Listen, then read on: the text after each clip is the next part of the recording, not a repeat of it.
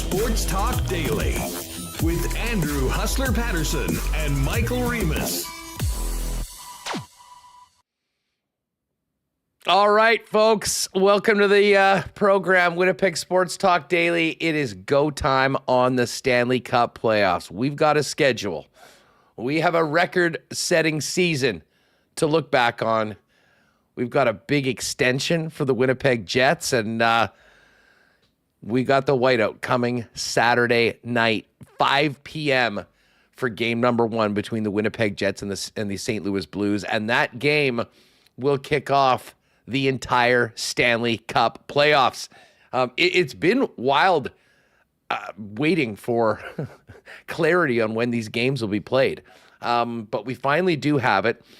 And as I speculated yesterday on the program, this series is going to be a lot more drawn out than I think a lot of first round series have been in the past. I mean, usually the tradition to go is game, day off, game, day off, game. Well, due to some building availability issues in St. Louis, and I'm not sure, maybe here in Winnipeg as well, there's going to be 2-day breaks in between game 2 and 3, 3 and 4, and 4 and 5.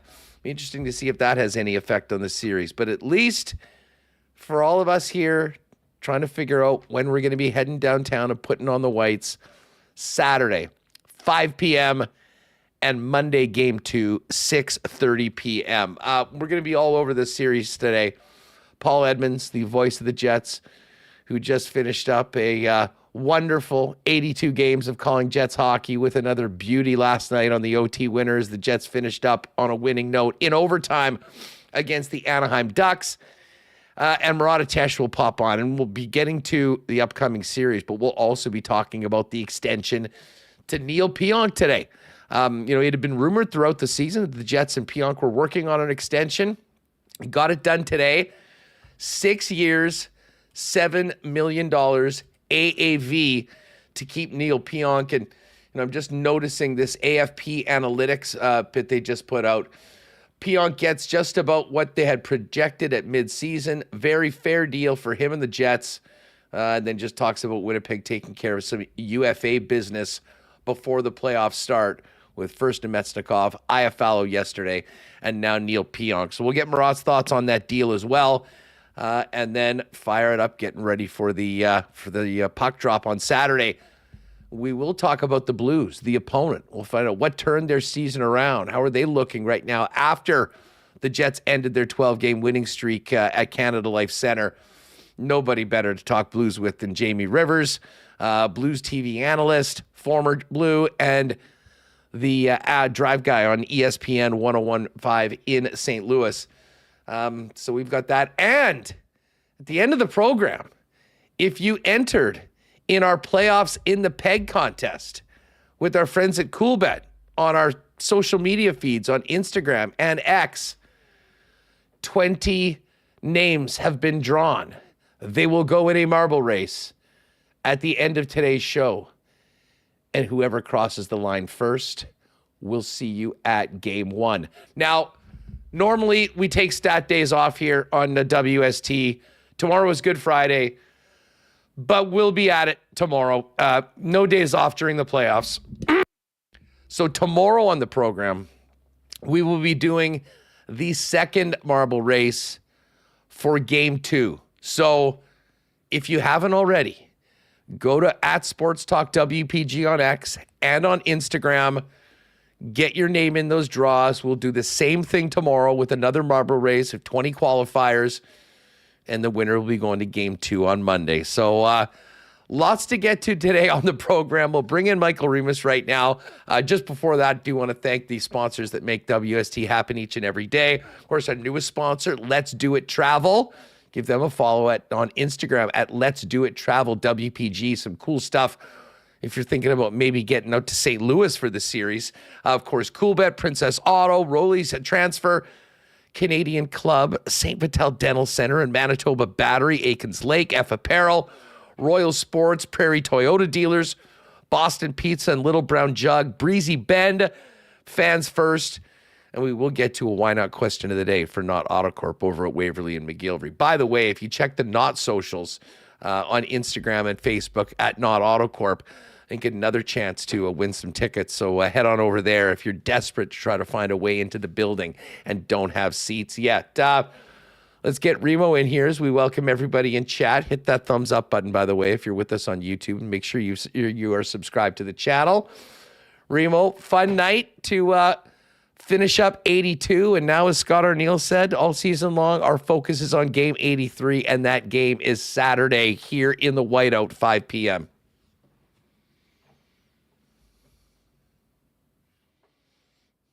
Man, I can't keep track of everything happening with the Jets here. You know, last night, game 82, you're setting a franchise record for points in a season.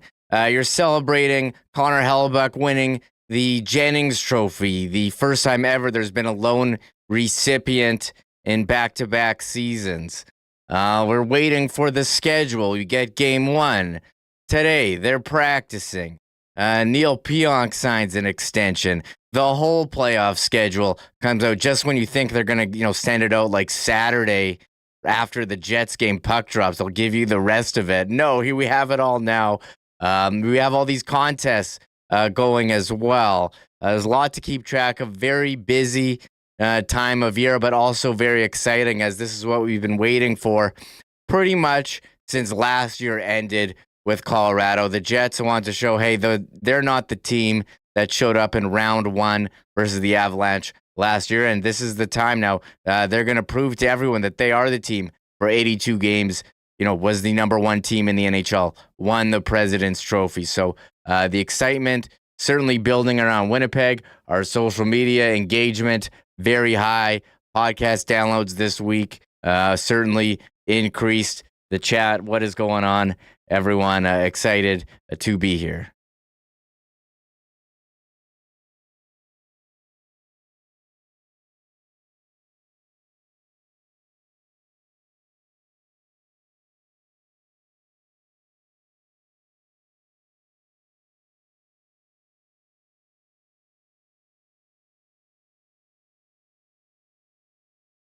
Yeah, shout out to the Jets for the street party tickets. And yeah, winnipegsportstalk.com/contest. You can put in your email entry. You get a bunch of bonus. Oh, geez, you were muted there. Sorry, I'm hitting the wrong button there. So what did you say there again? About the... Well, I was just saying, queue people up. I mean, get to our social media for entries into the marble race for tickets to the game. Game 1 today. We'll do game 2 tomorrow on the program. We will be live, but we also have street party tickets. And I know there's a link right now, but fill people in on how they can make that happen. Yes, winnipegsportstalk.com/contest. I got the messages, chat. So look, it's fine. I'm not going to react. I unmuted myself and I guess muted you. I thought I had a button that does both. We're moving on. We're happy to be for the playoffs. Let's keep it going. Yeah, winnipegsportstalk.com/contest. You can enter. You can do a bunch of other things to get in. Put in your email. Follow us on all the social medias, the Instagrams. You get some bonus entries. There we go. All right. So good luck to everyone. And again, stick around. I know you all like marbles. Of course, we'll do our regular marble race tomorrow. But today and tomorrow, the big one for playoff tickets, courtesy of Coolbet and WST. Yeah. So we got a new marble theme song, special playoff theme song for tomorrow. So one reason to stay tuned. Amazing. Looking forward to that. Listen, I think we're going to be talking about the series mostly, but the big news this morning was this Neal Pionk extension. And, I had seen, I believe, and I'll have to ask Murat about this, I seem to remember the number that the Athletic had estimated was actually in excess of $8 million for Pionk. Could he have gotten something? Could he have gotten what he got in Winnipeg on the open market? Yeah. I mean, listen, there's a premium for right shot defensemen. Certainly Pionk has been productive offensively. And listen, he's part of a great pairing with Dylan Samberg. I mean, there are a lot of people that say, well, that's all because of Dylan Samberg. I mean, hey, it takes two to tango, right? Now, are the numbers not as good when Dylan Samberg's not there? Absolutely. So I think the idea for the Jets is they got a damn good pairing. They want to keep these guys together.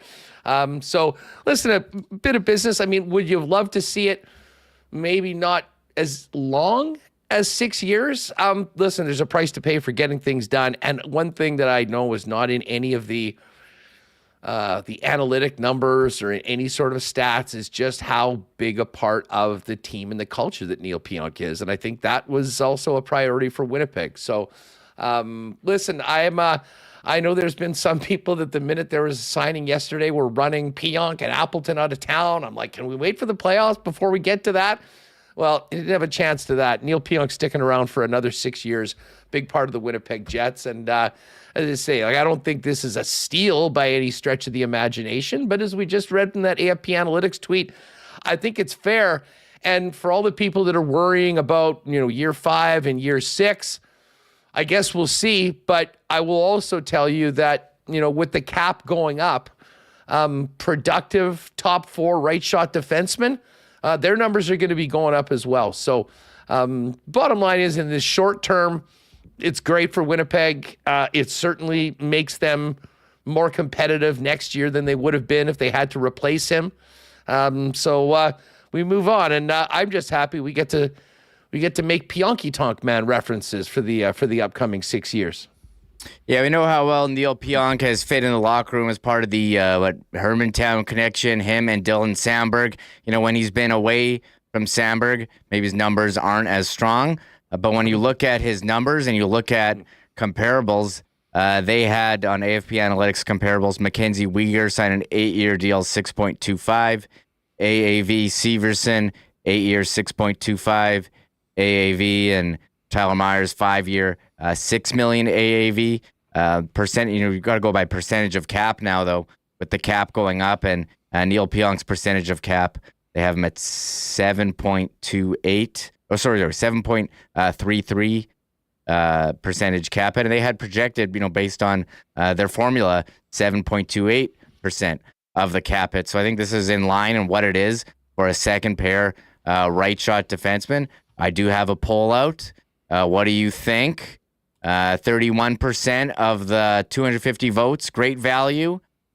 50% say fair deal, maybe a bit high. 12% say overpaid, and 6% say should have moved on. And, for this very small should have moved on crowd, I think you have to think, okay, who are they going to replace? What are they going to do? We saw what the team looked like without him the last couple of weeks, and they certainly missed what he brought, his ability to move the puck. And you saw, and that slap shot goal last night, that was a rocket, and he's had a really nice season here. Will it get a little expensive on the end? Yeah, but I think the cap's also going up too, and it'll push down that percentage of the cap number. So he's been a big part of the team, Huss, and they want to lock up their guys and keep that core and that culture together. Yeah, this will keep him to 35. I mean, we're not talking about a contract that extends to 38 or 39. So listen, I mean, right now in his prime, playing well, a huge part of a team that just won a President's Trophy. He earned a new contract, and the Jets were more than willing to keep him around. So it's another bit of business the Jets have taken care of before we even get to the playoffs. You can keep on giving us your thoughts in the chat. And it is funny. I mean, this, I think, is this poll right here, Reem, is a great example of the difference from social media to reality. Like, Neal Pionk was a bit of a whipping boy. And listen, he did struggle, and we've talked to Murat. He played through a lot in the last couple of seasons. And, some of the numbers and the analytic numbers weren't as friendly for Pionk. He's come in here and had a great season. And I think you have a lot of people that had been kind of making Pionk their whipping boy the last couple of years, looking for any angle to kind of stay on that hill, despite the fact that both he and the team have had a lot of success this year.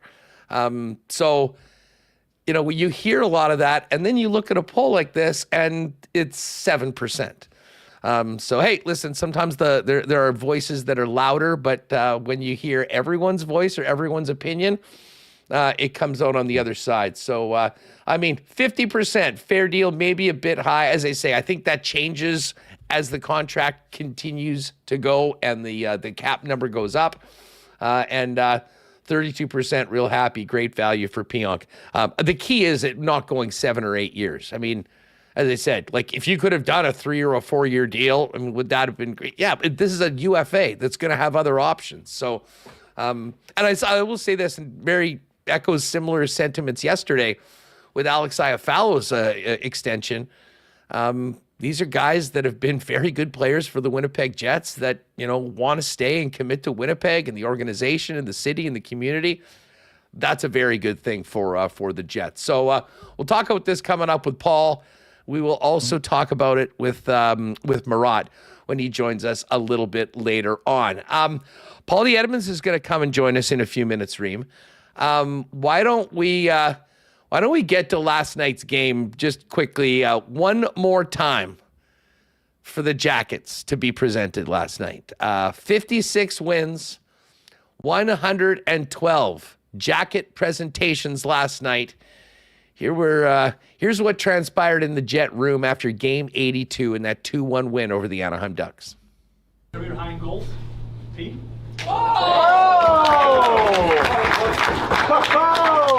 Great job, boys. Not done yet.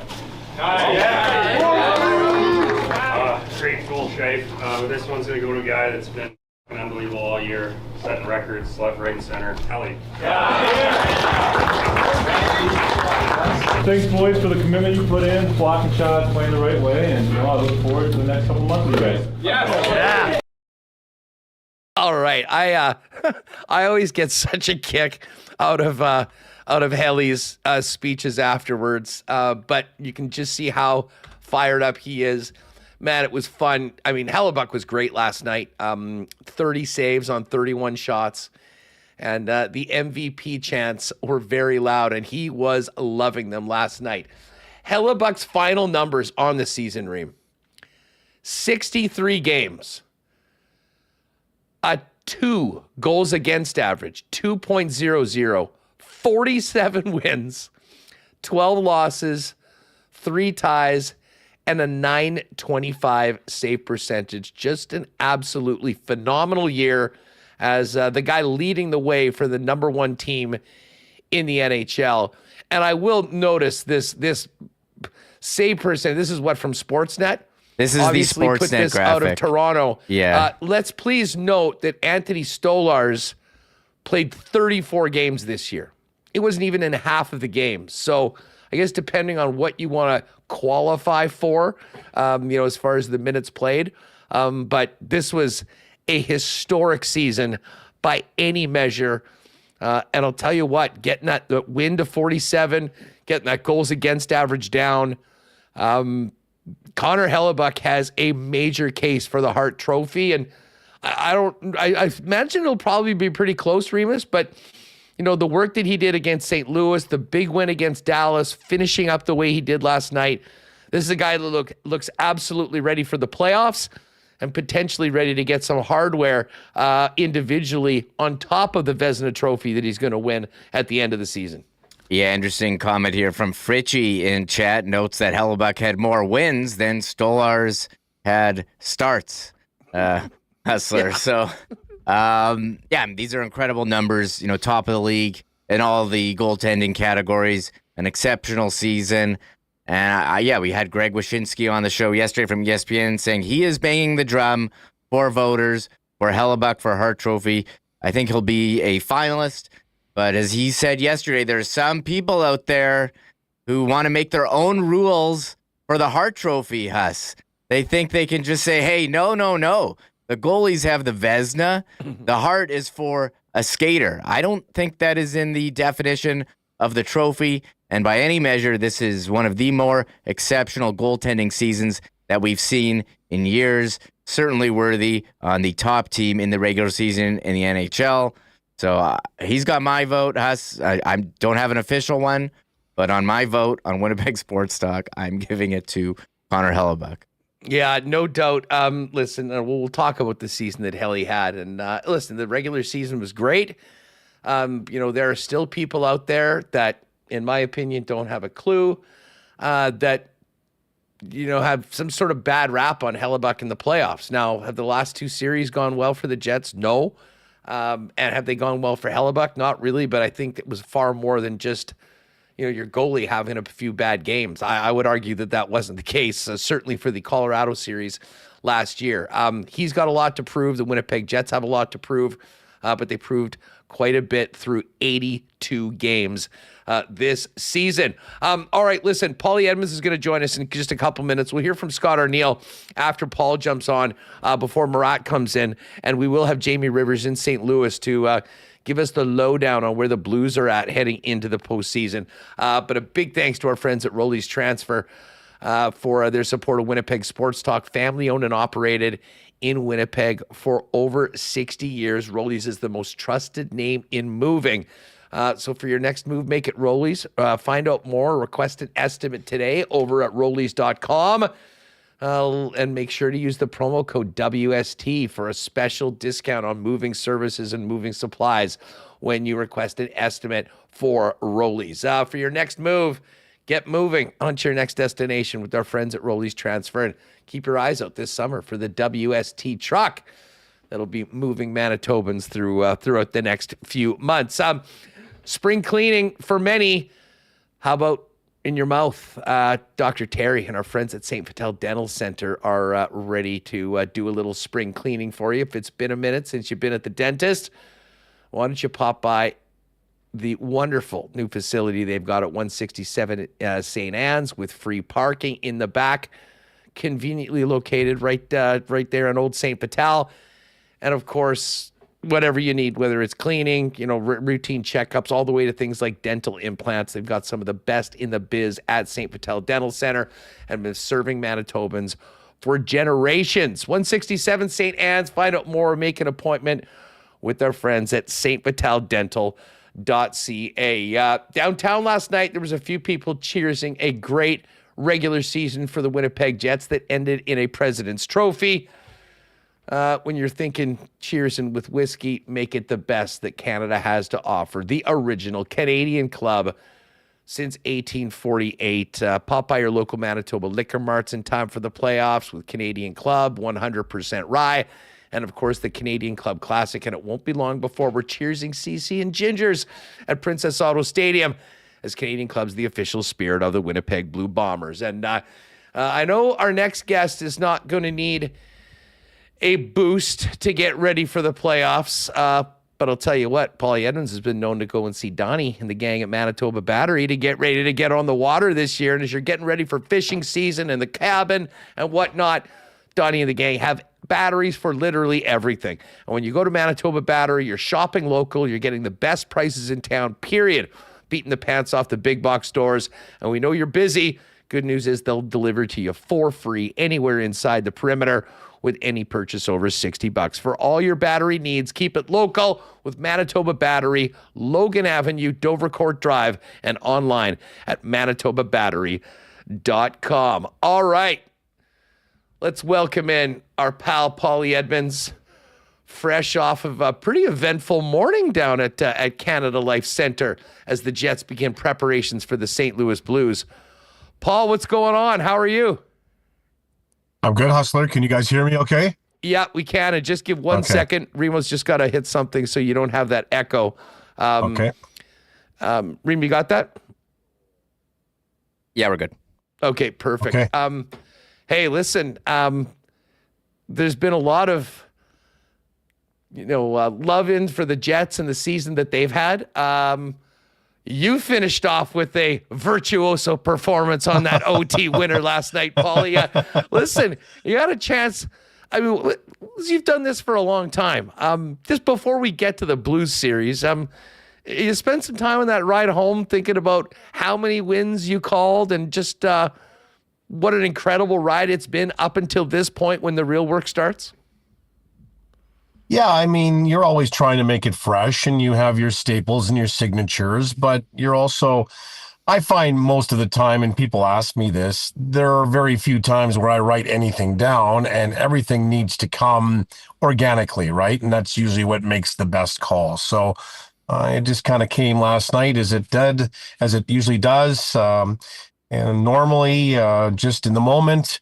And it was another great overtime performance by the Winnipeg Jets. I mean, they're 11-3 in overtime, Hustler. I mean, they can't lose in overtime, right? I mean, it's just been incredible. Now, you hope that continues if you get into extra time games in the playoffs when it's 5-on-5. It's not 3-on-3. But in saying that, I mean, as a result of the way that they were able to play in overtime, they garnered a lot more points than they left on the table. So just another fascinating night for the Winnipeg Jets. 56 wins, Connor Hellebuyck 47 wins, an incredible season, all kinds of players that have, career years this year. And I think, and the question that I had yesterday in talking to Kyle Connor and to head coach Scott Arniel was, did all of these career years, the individual career years, help the collective this year? And the answer unequivocally is absolutely it did, because if everybody's playing well and producing, that's going to help the team. So when you talk about a team performance, this team has had it for 82 games, and the ability to shrug off losses, compartmentalize things that didn't go very well, shrug it off at midnight, move on to the next game. They were very, very good at that. And a mature group. That's what I think we're seeing here. And it's been a lot of fun to be around them this year, but we shouldn't be surprised. They've been building for this for the last couple of years. Yeah, you mentioned the overtime record. And I always said, listen, if the Jets get one, they're probably getting two. And that's a great feeling to have for your hockey team. But that won't be the case in the playoffs, obviously, it's 5-on-5. The one thing that they will be leaning on for the full 60 minutes, and then however much longer it takes to get the job done, if it's tied at the end of regulation, Paul, is that there is simply no better team in the National Hockey League when it comes to keeping the puck out of their net. Back-to-back Jennings trophies, led by Connor Hellebuyck, the only team in the National Hockey League to allow less than 200 goals on the season. And that really, as much as we're talking about the career offensive years for so many players, that is the foundation that Scott Arniel and his coaching staff have built, and this goes back to Rick Bowness, and that has to be the foundation of success come playoff time. Correct me if I'm wrong, but it's 2 years in a row of winning the Jennings and being both years under 200 goals against. Last year was 199, and this year was just over 190. So incredible. Then it was a defense-first mentality when Scott Arniel got here with Rick Bowness a few years back, and that's continued. And the buy-in that you've had with your top stars in that top line and Mark Scheifele and Kyle Connor to understand that they are good defensive players when they get back, hunt pucks, stick lift, and have the backtrack, because then you get to turn around and turn it into offense. And the other part of this is, too, they've been a very good defensive team because they have been a very good forechecking team and a team that can really churn down in the offensive zone. So they have not spent as much time as in the past in their own zone, and that should bode well for the playoffs, no question about it. And then you've got a goaltender that you can rely on to make the first save and sometimes the second if you haven't cleared a rebound. And Connor Hellebuyck's just had an outstanding year, just 47 wins, and the goals against, the save percentage, the shutouts. It's interesting to me, too, and we can make this argument. I know that you like to go back and forth on arguments. Andy Stolarz from Toronto right now is 1 percentage point ahead of Connor Hellebuyck when it comes to being the best save percentage goaltender by 1 percentage point. But he's played almost less than half the games of Connor Hellebuyck.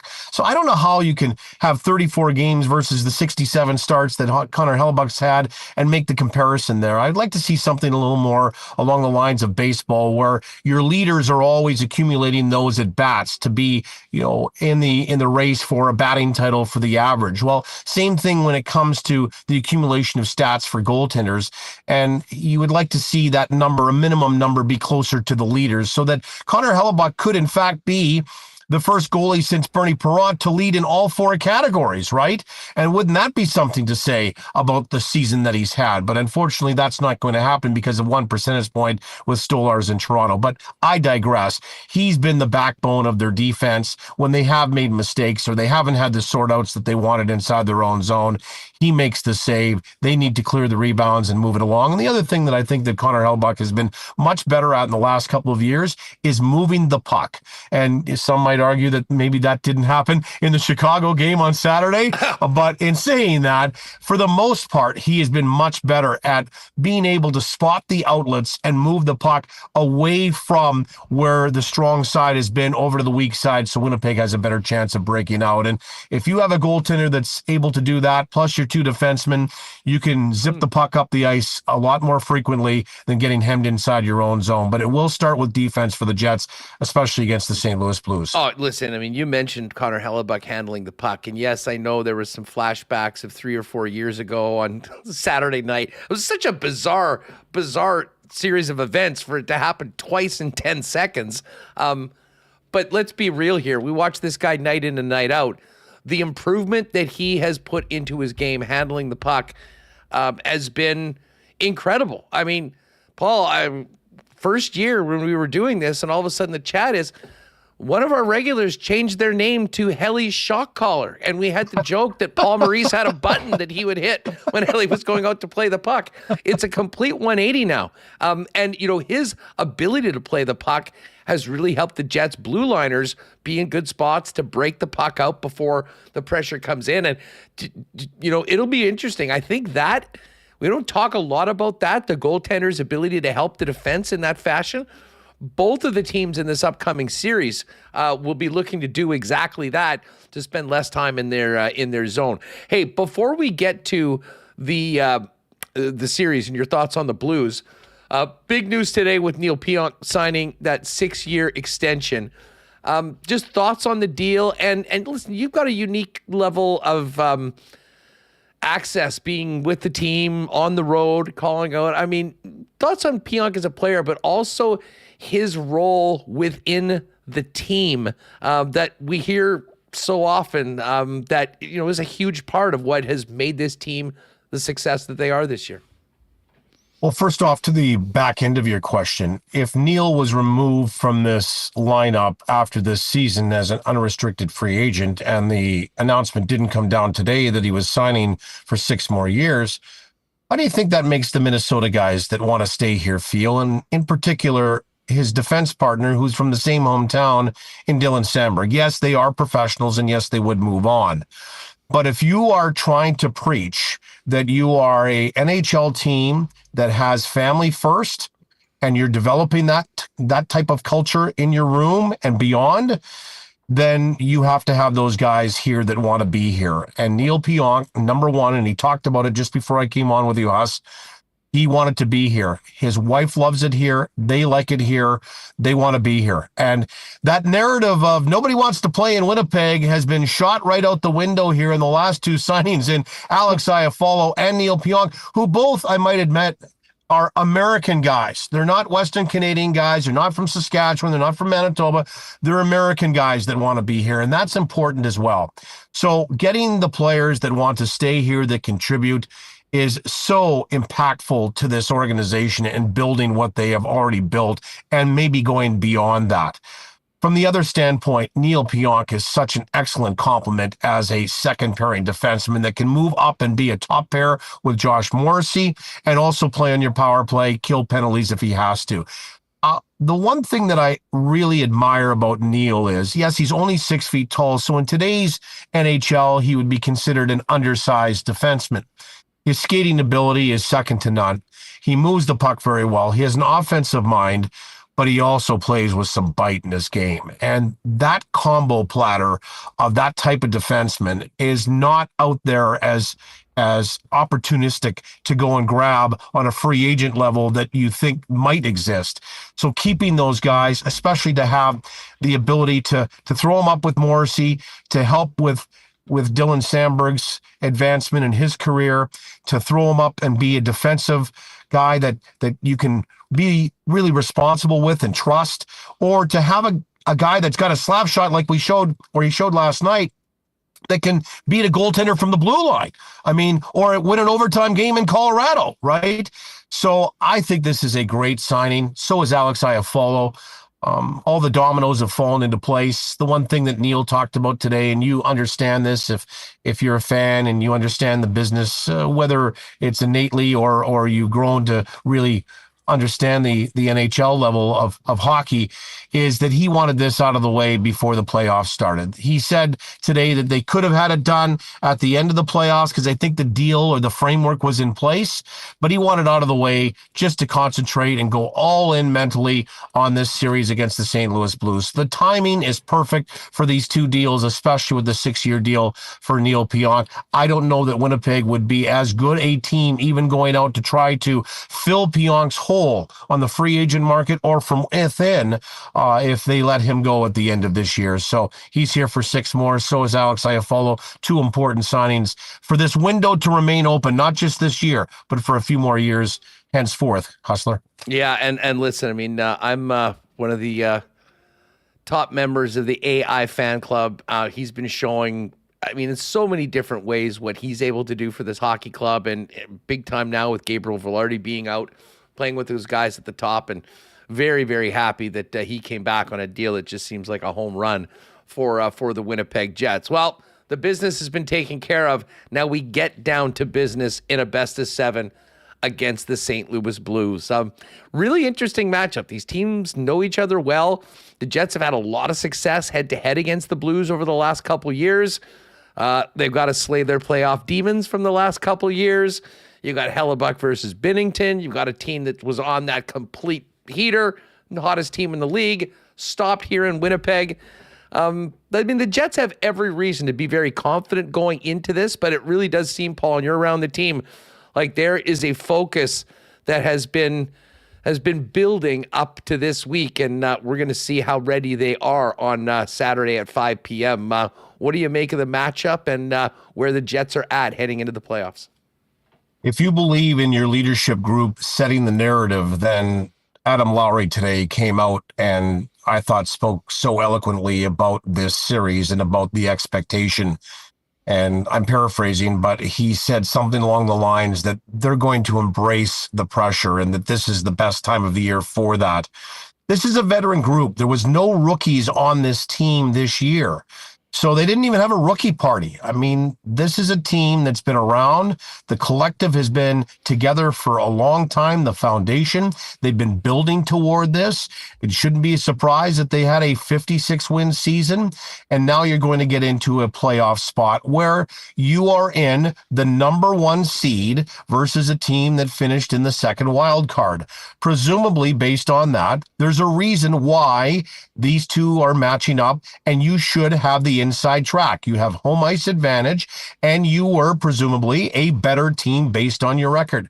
Honestly, Hustler, I understand that Jordan Binnington could steal a game, and it could mean that Winnipeg has a longer series than they or their fans anticipated going. But I do not see a problem with Winnipeg getting past the St. Louis Blues. With all due respect to the Blues and the 12-game win streak, recency bias factors in here for sure. But in that 3-1 victory the Jets had at home a couple of weeks ago against the Blues, it was not a 3-1 game. Winnipeg dominated that game. They stifled, they smothered the St. Louis Blues. If they can exact that same game plan, and why would you deviate from that? I don't see how the Blues are going to beat the Winnipeg Jets. They might win one game. Binnington might steal a game. Winnipeg might not have a great one game, but over the long haul, I think that Winnipeg is going to outlast the St. Louis Blues. It's not going to be an easy cakewalk through the first round, but I would be absolutely shocked, knowing what they know, what they've learned for the last 2 years against Vegas and Colorado, 2 more formidable opponents, I might add, than the St. Louis Blues over the last couple of years. Then Winnipeg certainly will have nothing but their hands full with St. Louis, but they certainly, I think, will be able to march through this series rather easily. You know, you mentioned they may have a tough time in game 1. I actually think that Saturday at 5 p.m., we're going to see a team that comes out and makes, a bit of a statement that they've done everything they've done through 82 games, but the best is yet to come. I mean, I think back, Paul, and you've called all of these games. I mean, the game against St. Louis, the last two matchups against Dallas, the 1v1 game against the Washington Capitals. I mean, as the stakes got bigger, so did the Jets' performances. And, they know what is at hand. I mean, the goal is not just to win the first round. The goal is to go all the way. And if you can get off to a great start and potentially, have a shorter series in the first round, that will bode very well on the long haul. Not to mention, we know what's going to be happening between Colorado and Dallas, and that series is going to take a toll on whoever survives it. So, the Jets have done everything they could to put themselves in the best position for this series, Paul. Now it's time to go and back it all up with a great performance to start this thing off in front of the whiteout. You said game one, and I agree with you. Game one is important, but for this team in the last couple of years, game two will be equally important, regardless of what happens, right? Because they've always won game one in the last couple of series and haven't got anything to show for it after that in the next four games. You're right. I believe that Winnipeg will come out and it will be a blitzkrieg. They will come out and be physical and fast and try to set the tone on St. Louis. The building they're going to try to use is the seventh man or the seventh person, and that bodes well for them. They get last change. They get the matchups that they want. Everything is in their favor because of what they did through 82 games. So I'm looking forward to the series because, like I said, I don't believe it's going to be easy street for the Jets. St. Louis will make it difficult on them. But when you go through every position, I don't see where the St. Louis Blues have an advantage on the Jets. Certainly, we like Jordan Binnington for what he's done with Canada in the Four Nations face-off, and he won a Stanley Cup coming out of nowhere in 2019. But he's not as good as Connor Hellebuck. And then the defensive core, yes, Colton Parayko anchors that, and he's won a Stanley Cup, but he was hurt the last time that the Jets saw him. You've got two premier defensemen on the Winnipeg Jets, one that just re-signed for 6 years. But I think the beef that's been added on the back end with Luke Schenn and how he's helped in the last few games, Logan Stanley, and then the top pairing and the second pairing, and then the forwards. I mean, it would be great to have Velarde and Ehlers back for this series. I don't think either one of them is going to return.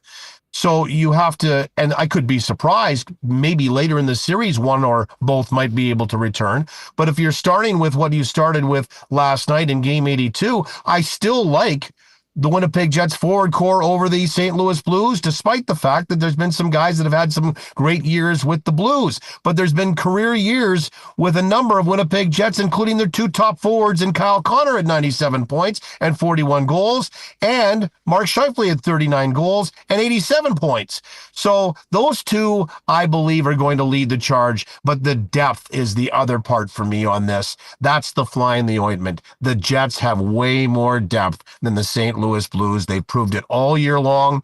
All four lines look the same. And when they get moving and they get churning inside the offensive zone, that's where they play their best. And it's a hard team to defend against when Winnipeg is on its game. Oh, Paul, you mentioned the depth, and we know what the Lowry line brings each and every night. And I think even more so in the playoffs, particularly from the captain. The guy that I can't wait to see what he can do come playoff time is Morgan Barron. And Barron, since he has moved into the middle, has been somewhat of a revelation, Paul. And his style of game, the way he's been playing, taking the puck to the net, taking advantage of the speed that I don't think a lot of people realize he has. I really do feel like Morgan Barron's setting up to make a little bit of a statement of his own when the puck drops in the series. Faceoffs have been very good for Morgan Barron as well. I mean, he's well over 50%. That's important to start with the puck. He plays aggressively. He uses his size at 6'4" to his advantage. Now, is he going to be a fighter? No, he's not that type of player, but he does play aggressively. He goes to the hard areas. He's not afraid. And with the speed that you mentioned, the part that I like about that is he'll get the puck and he usually has that tear away, breakaway speed, that pull away speed from other defenders. Not to mention the fact, not afraid to drop the shoulder and angle into the middle of the ice. Lots of guys have speed, but like to play on the outside of the dots. Morgan Barron understands the game, that when you get the puck and you get inside that blue line, getting inside of the dots and getting inside of the circles into that slot is important to get the puck there. And we've seen him drive the net like that. And I think he's made his two line mates better as well. And that line has been hard to play against whoever has been on it. And I know because of injuries, they've had some mixing and matching, but even as recently as last night, I thought Jared Anderson-Dolan and David Gustafsson have been very good compliments for Morgan Barron. The fourth line is going to be tough. And the longer you get into the series, the longer you get into the playoffs, your four lines are going to be important because of the wear and tear that you're going to have on your top players, especially if you get into some special teams arrangements on the power play. There's more minutes added on. There's more bumps and bruises. If you can have four lines going and have that trust, as Arniel does with his four lines, particularly in the fourth line, that bodes well for the Winnipeg Jets as well. Paulie, I'm sure you've seen the schedule. And, I mean, listen, I think we all would prefer to have sort of the traditional game, day off, game. But with 2-day breaks in between 2 and 3, 3 and 4, 4 and 5, it did get me thinking maybe a few of those extra days in the series might bode well for the likes of a Gabriel Velarde or potentially Nikolai Ehlers, depending on where he's at, to come back and make an impact at some point in this series. No question about it. I think that each passing day that you have that you're not playing a game and involved in the series and ticking off a game in the series will certainly help your team maybe get some of those guys back from injury. Not to mention the fact that if somebody sustained a Charlie horse or a deep bone bruise, having the extra day to ice it, get treatment on it, that's going to help perhaps keep that player in the lineup as well as missing a game or a couple of games or a few days. So I think the way this is staggered can benefit both teams for sure. The Jets because of injury with those two star players that we've talked about. But the way it's spread out, it's interesting too, because people will tell you around hockey, there is no momentum from one game to the other when it comes to playoffs. In-game momentum for sure, but not from one game to the next. So if you're looking to capitalize on, okay, every second day, well, we won and we're going to get right back at her 48 hours later, I don't think that matters much. I think you handle your business as the Winnipeg Jets have proved this year with each passing game. The old midnight rule, as I mentioned off the top here, win or lose, midnight comes, you flush it, you move on to the next day, and you play that different game. And Winnipeg's been rather stellar at sort of having that ability to do that this year. Paulie, I hope your pipes are ready for 2 more months. You've called 56 wins. Here's to 16 more, and Sure. which should be a great one. Hey, congrats on a great year. Thanks for doing this, and hopefully we can catch up a couple more times during a long playoff run that begins on Saturday. Hustler, my pleasure. I'm really looking forward to it, and I know that the whole province, our whole region is stoked for the start of the playoffs, understanding that this might have a bit of a magical run and a special year to it, and let's hope that it does. Well, it all starts with game 1, 5 p.m. You'll hear him calling every second of playoff action on 680 CJOB. Paulie, get some rest, buddy, and we'll look forward to seeing you at the building on Saturday. See us. Take it easy. There's Paul Edmonds. That call, we should play that later on. The call of last night's game, the game winner, was awesome. In fact, here it is. If you missed it last night, this was Paulie bringing it one more time for the regular season last night at Canada Life Center.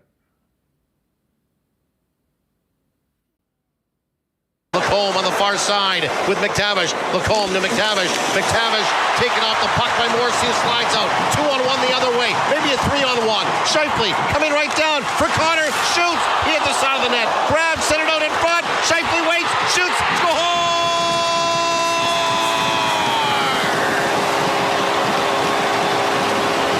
Mark Shifley with his 39th of the year.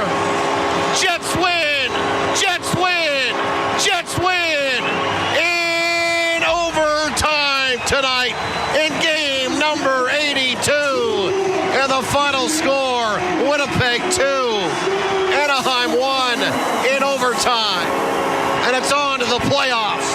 bring on the Blues in downtown. All right, there's Paul Edmonds from last night on OB. And, of course, he will have the call.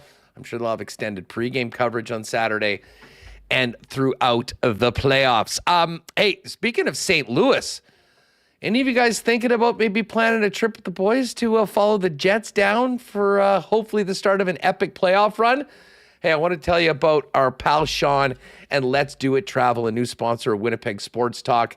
The booking, if you're thinking about, maybe putting something together for the playoffs or a great sports trip, or you want to make the right decision on a all-inclusive for next year, knowing how valuable your vacation time is, or planning a destination wedding, leave it to the experts and get expert assistance and help to make the best decisions and stretch your dollar the furthest. Sean and Let's Do It Travel can help you with that. Check out their Instagram at Let's Do It Travel WPG. They've already got something up in case you're thinking about going down to St. Louis, scouting out some of the best hotels for hockey fans, making the trip in there. They're already working on some Masters stuff for next year. It's easy just to go on and book something online, and then when you make a bad decision or one that, through no fault of your own, can really screw up that trip. So let Sean and Let's Do It Travel help you make the most of that time away and stretch your dollar the furthest. Instagram at Let's Do It Travel WPG, or online, letsdoittravel.com. And here's the kicker. Let's Do It Travel is waiving their booking fees for WST listeners. Just let Sean know we sent you. Sean, a longtime WST listener and fan, and often here in the chat.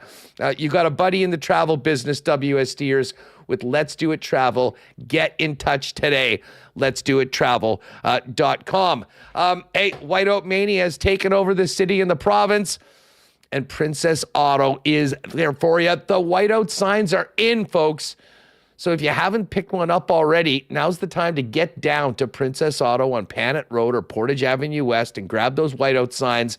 And of course, for you fans out in Brandon, they're stocked up at the Brandon location as well. Princess Auto, great sponsor of WST and the Winnipeg Jets, presenting Whiteout Mania and giving away playoff tickets as well for the best submissions in the Whiteout Mania contest. Details on that are over at winnipegjets.com. But right now, getting ready for the playoffs, get down to Princess Auto today and grab those Whiteout Mania signs. Free to all. Just have to go and pick them up. Hey, I know our friends at Aikens Lake are ready to go for the upcoming playoffs. Hopefully, they'll be watching some playoff games from Aikens Lake because, of course, the fishing season is just around the corner. If you're looking for an incredible world-class fly-in fishing experience in the province where you can be on the water in less than 2 hours from the city of Winnipeg, Aikens Lake is the spot. Go to aikenslake.com for more information on the 2025 fishing season and all the incredible features of the Aikens experience, and hit them up online at Aikens Lake on all of their social channels. Hey, I know everyone's going to be putting the whites on. Probably some white suits will be in the building on Saturday and Monday as we get things going in round number one. If you do need a new suit, maybe a white one or a custom one to look as great as you possibly can, F Apparel is there for you, fellas. Custom suits, custom shirts, chinos, golf pants, they've got it all. And a couple great promos right now. Grads for 2025. You get a free shirt and tie with the purchase of a new suit. And, of course, a great deal for wedding parties to get a discount when you get your suits for the big day at F Apparel. Pop by and see them, 190 Smith Street downtown. And you can also check them out online at that's EPHapparel.com. All right, we are going to have Murat jump on with us in a minute, but let's get to a little bit of Coach Arniel, who looked back on the season and is looking ahead to the St. Louis Blues. Here's what Arnie had to say about an incredible regular season and a franchise record for points after their win last night against the Ducks. Again, amazing accomplishment for these guys to put a season together like that. We've done some really outstanding things this year, and when you start day one, game one, you don't anticipate something like this happening, and there's been a lot of fantastic things. I can't credit the players enough for what they've done, and just stayed focused all 82 games, and to get it here at the end was special, and in front of our fans. All right. Listen, it was a very fun atmosphere last night. Great to see the team win, but it's going to get ramped up exponentially going into Saturday. But as we talk with Paul, this team has an identity and a foundation of the best defensive team in the league, as exemplified by back-to-back Jennings trophies. Here's what Arniel had to say about that honor for his club.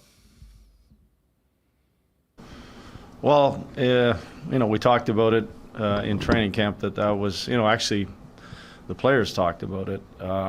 We did a lot of team building stuff at the beginning of the year, and we had some groups that we split them up to groups, and it was amazing that every group came back. That part of our identity first and foremost was going to be our how we defended like we did last year, and how it gave us a chance to win hockey games and to be in hockey games that we had enough skill to score goals. But everybody knows that when it comes to game 83 and on, the teams that defend the best are the ones that usually end up at the end of the day, holding that trophy. So the buy-in from these guys the last couple of years has been amazing. And, it isn't just defensive, players. It's your top players, your offensive guys, your role players. It's everybody believing in a certain way to play. And, that gives you the chance to win hockey games. And, you back it up with an outstanding goaltender. Goaltenders, that makes it that much more difficult to play against us. All right, so Arnie talking about defense. And listen, it actually did improve on last year's Jennings Trophy. 191 goals against for the entire season. Here's what Arnie had to say about, in fact, improving the defense this year. It certainly is those two, recognizing that they have to play a certain way so they're not chasing the game in their end of the rink all night long. But that's been everybody. That isn't just those two. It can be, like Adam Lowry was a good defender. Now he's a great defender. Mason Appleton, Sandberg, like those guys were good defenders, and now they've become, they're the pride that they take in defending every night. It's fun to watch, and I'm real proud to see these guys do it on a nightly basis. And we talk about our defending. Our defending isn't just in our end of the rink. It's when we don't have the puck. It's in it's a part of our forecheck. It's part of our tracking. It's part of how we defend through the neutral zone. And it just if you do it long enough, hard enough, it can frustrate the opposition, and that's where our offense comes from. And that's the biggest thing for me, is that we haven't taken away from our offense. Our offense has actually even gotten better because of it. And I think the players recognize that you do the right things without the puck, you have it more on your stick, and now you can go do all the fun things, and that's score goals.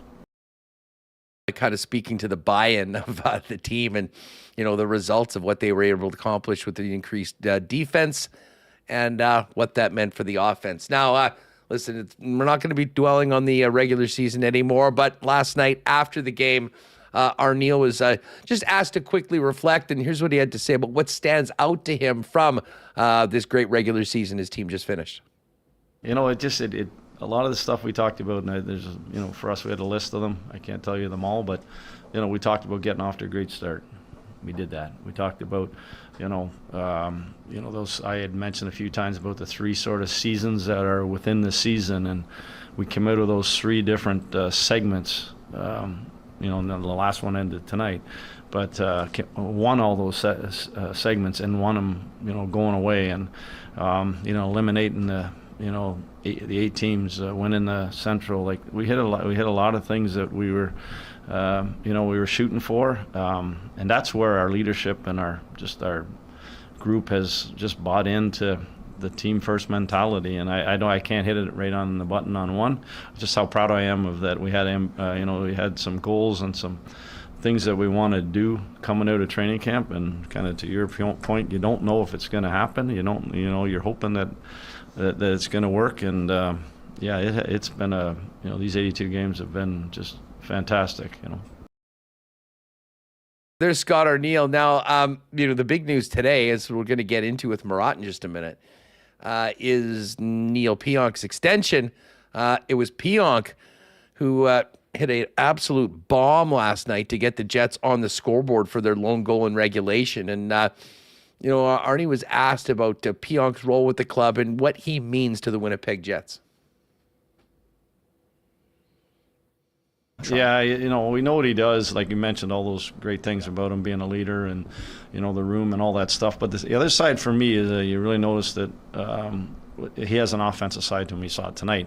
But he has an offensive side much like Josh Morrissey. And those are important because if we're trying to create our offense, it has to come from everybody on the ice. It has to come from your back end as well. We've been harping this for the last 3 years here about the offense has to come from all 5 guys on the ice. And if our D aren't a part of that, it's real easy to shut us down. And when Neal's not there, that's another weapon for us, not only on the power play, but, 5-on-5. He makes plays. And he, whether that's passing the puck or getting that shot off, he has a real good offensive instinct that we miss when he's not there. All right, so there's Scott Arniel and Neal Pionk. We'll discuss the extension and the upcoming series with Murat in just a minute. And that segment is presented by your Prairie Toyota dealers, who you've got a week left to get into this awesome contest, folks, for a grand prize, including a signed Mark Scheifele jersey and a signed jersey of the guy that we think is going to win a Vezina and potentially a Hart Trophy, Connor Hellebuck, and some other great WST merch. We're going to put the link in the description right now so you can easily click it and get over there. There is a link in the description of today's show. We'll throw it in the chat. And if you're listening on the podcast, head over to @Prairie Toyota Dealers on Instagram or @Prairie Toyota to enter. And good luck. Would love to see a WST take that home. Of course, get in and go with the Toyota Tundra. Quality that means it has the strength to take on any challenge, off-road or hauling a heavy load, backed by the peace of mind knowing it's a Toyota. From $154 weekly for 60 months at 5.19% APR with $66.99 down. Hybrid available. Find out more and visit shoptoyota.ca. All right, Murat joins us now. And Murat, I kind of thought that we'd be spending most of our time today quickly looking back at a great regular season and then getting ready for the playoffs. And then we got another extension today. Neal Pionk is back with the Winnipeg Jets. 6 years, $7 million AAV. I believe you were the first one on this today. What do you think of the deal and the timing of it coming together before they drop the puck on the playoffs? Yeah, it's a pretty good sign that a lot of people want to be in Winnipeg. I think that's the overall arcing takeaway, and I'll get into that in a moment. I just want to add a couple of details to it. He will have a modified no-trade clause, so he'll have 15 teams in years 1 to 3 of the deal, and then that'll go down to 10 teams that he can't be traded to in years 4 to 6. So that's a bit of protection for him, and obviously it's a long-term deal for Neal Pionk in a place that he calls home. I've talked to him all year long about it. This is home for me. This is home for my family. They had their first child here. It's a real situation where he's been a great fit. It's for Winnipeg, it's a bet on keeping the boys together as well. The Jets have some long-term certainty now on Josh Morrissey up top, 3 more years after this one. Dylan DeMello signed his extension last offseason. Now Neal Pionk. I would fully expect them to prioritize a long-term deal with Dylan Samberg. So there's a real sense of continuity here.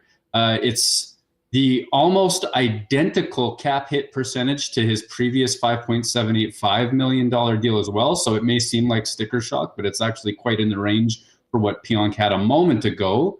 The only way it goes awry is if his body breaks down on him over the next few years before he turns 35 years old. Otherwise, it's a bet on returning Neal Pionk and Dylan Samberg, having a top 4 you can count on, having his special teams ability as well. And then, of course, the sort of off-ice intangibles that go along with that. And he's been a leader for these Jets in a lot of ways. Yeah, if I'm not mistaken, in The Athletic earlier this year, I believe you had a piece where you were consulting with, one of the analytics guys and the guys that kind of look ahead to contracts, and the Pionk number was in excess of $8 million. And I think that speaks to the points, the production that Pionk has had over the course of his career, as well as in some ways a premium on right shot defensemen in the top four.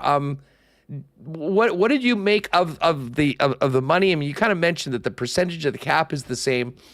Would this be a team-friendly deal in your opinion, as opposed to what would have been available for Pionk on the open market? It may be, and I know that there's some Pionk critics that don't like to hear that, but so if I've got the piece right that you're talking about, what I did was look at existing analytical models, predominantly from Evolving Hockey, and based on what they were saying, and then adjusting for each player's specific role with the Jets. Pionk plays the second most minutes of all Jets players of any kind, or skaters of any kind, second to Josh Morrissey in that regard. He's a top four defenseman on 5-on-5 who plays both special teams. So his minutes are up there, probably higher than a lot of the models would have initially projected. His production has been up there as well, compared to when a lot of the models put their data in. Pionk had a stronger and more minute-heavy season than a lot of what the data was saying. So we came up with the projection that was 5 years at $7.8 million. And this is clearly less than that at 6 years at $7.0 million. That's, I guess, a bargain relative to what the data says an open market deal should be. Is it team friendly? Maybe in that regard, whereas with a player who plays that many minutes and puts up as many points, he averages 41 points per 82 games. That's not insubstantial. A player like that makes money on the open market. So yeah, I think the Jets got it for a little bit less than perhaps the UFA market. At the same time, I'm sure there's a lot of Jets fans thinking about it and saying, hey, geez, Dylan Samberg commits an awful lot of excellence to that pairing as well. So it's a bet, I think, on the pairing, and it's a bet on Pionk as well, for maybe just under what I think of as reasonable to expect on the open market. You know what? I didn't think we'd go down this road, but just while you mention it, obviously UFA dollars and years are different than RFA years, but if the Jets are going to get Samberg inked to a long-term deal, where do you think that comes in at? Yeah, I think that's probably what we're headed towards this off season. Like it's a major priority, I think, for the Winnipeg Jets. And even if you see Samberg elect for arbitration, which is his right and all that sort of stuff, it's just a way of getting certainty. This could be one of those. You know what I mean? But I think of Jacob Slavin as a reasonable contract comparable for Dylan Samberg, and I believe Slavin's making about 6.4 mil on his extension, or the one that he signed. So it could be a situation where Dylan Samberg comes in just under Neal Pionk. That's an interesting one, because you're paying for sort of two different types of player and hoping that the sum total you pay for the pairing just gets the job done overall. It's rare that a defense specialist with some puck moving ability like Dylan Samberg gets a huge bag in terms of free agent payday, but Samberg is emerging to be one of the better, among the best defensemen in his player type in the league as well. So I don't expect him to come flat out cheaply. But I think based on a lack of point production, not getting on the power play, not having that club in his bag as much as Pionk does, likely he'll get less than what Pionk gets, and both players will be paid well. So lots of business done over the last couple days. We haven't mentioned the Alex Iafallo deal, and listen, I'm an unabashed fan of Iafallo. I think he's done so many great things for the Jets in every role that he's been put into. Murat, the fact that it was signed before going to UFA, like as he's producing right now on the top line, I was a little surprised that, the number came in less than what he was making before and on just a 3-year term. What were your takeaways from the Iafallo deal yesterday? Yeah, I honestly think, and that's a common take, and not to go at you here, Huss, but I think that the surprise is overstated. I've written to this effect about the different contexts in which players get their deals. And when he signed his $4.0 million AAV in LA, he was playing frequently with Anze Kopitar. He was putting up a lot more points per game as a result of that, and he was playing about 3 extra minutes per night at the time. So heading into this contract where, yes, we all know what he's capable of, especially because we've seen recent examples of it on the top line. His overall body of work over the last few years leading into this deal is primarily, depth stuff, fourth line stuff, special teams stuff. His points per game, his total points are actually down compared to when he signed his previous deal. So is the role that he plays, if you would believe it, as important and valuable as he is to the Jets. So when we dug into this, and I had a piece on this as well, it was sort of already projecting below the 4.0 mil AAV. I think the cool thing about it, though, is the degree to which Iafallo has clearly bought in on Winnipeg. Here's a guy that grew up in, Buffalo area, New York. He's played in Los Angeles. He became a little bit of a surfer while he was there as well, taken full advantage of every place that he's been. 2 weeks into his Winnipeg Jets career, he was camping in the White Shell. He was exploring Manitoba. And now, a couple of years later, he signed a 3-year contract extension. That's a really good fit. And you know what, Huss? I think because there's this Minnesota connection here, I remember the way that the Winnipeg Jets gathered together and sent Iafallo and Pionk and Schmidt and Sandberg, I believe, as well, Dominic Toninato, to Adam Johnson's funeral, making sure that they had arrangements for that. And later in the year, you heard Scott Arniel say, well, hey, there are some players here in Winnipeg who are really blown away by how well we treat them, how well we take care of our people like family, that like this organization looks after its own. I would not be surprised if in a roundabout way or a direct way, I'm not sure, if there's a little bit of a link between the Jets showing up in a really important way at a really important time in these young men's lives and them showing up and saying, hey, this is home for me when the time came for it. Yeah, listen, I agree with you. Horrible tragedy, hit a number of members of the Winnipeg Jets really hard with their close relationship with Adam. And, that's a great example of what they're doing and what they've done in a time of crisis. But you hear it over and over again. And this goes right up to the top of the priority of making sure that these players are treated in a first-class manner. Not just them, but their families as well. And it's paying dividends. It's paid dividends on the ice this year with a franchise record-setting season. And it's paying dividends right now by having guys want to stay, not go to free agency, and be Winnipeg Jets, despite a narrative outside of the market that nobody wants to play here and guys can't wait to get out, which once again is being proved false. So listen, it's been busy for Chevy. Now it's time for him to kick back. He's put the roster together and see what his team can do in the playoffs. Before we get to that, Murat, though, it was a magical regular season. When you look back at the 82 games this team has just played, what sort of stands out to you about the body of work that Winnipeg has put together to be the number 1 seed going into the Stanley Cup playoffs? Yeah, there's a lot we could choose from, hey? Big time. A record-setting start to the season, NHL-wide, a franchise record with 116 points, back-to-back Jennings trophies, a power play that led the entire NHL. Connor Hellebuyck's a lock to win his second straight Vezina. I think, though, that what I would go with for these Winnipeg Jets is the consistency of excellence. The idea that their process didn't dip for any extended period of time. If you got a bad game one night, you get a good game the next. Whether the goals piled in or not, the process was there. And even last season, I've said this a bunch of times. It's a point I like to make. I don't know why I'm so particular about it.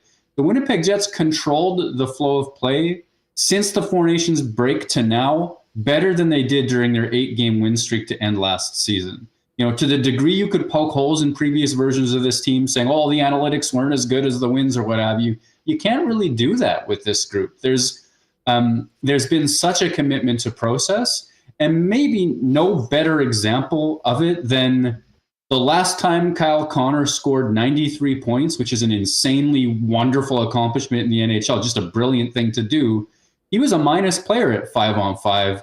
This year, 96 points and a dramatic positive at 5-on-5. Here's a guy that answered every bell and then some, and a real good example of the 5 to 10% better that every one of Winnipeg's players was talking about heading into the offseason. And you can see it in the numbers, the performance, the all-around impact. So when I think of the playoffs, I don't think of Mark Scheifele and Kyle Connor as, okay, the other team's going to put their best line against them, and then they'll be a defensive liability. It's going to be nerve-wracking. It's actually, well, hey, these guys raised their game. They could probably go toe-to-toe with Thomas or Kyrou or whoever it's going to be and come out ahead of that. Well, and that's what Arnie did in the game a couple Mondays ago. They went head-to-head with those top lines, and, as you said, the Jets were a dominant team in that game. And it does remind me, there was a lot of people that, planted their flag in the ground and said, you got to break Scheifele and Connor up.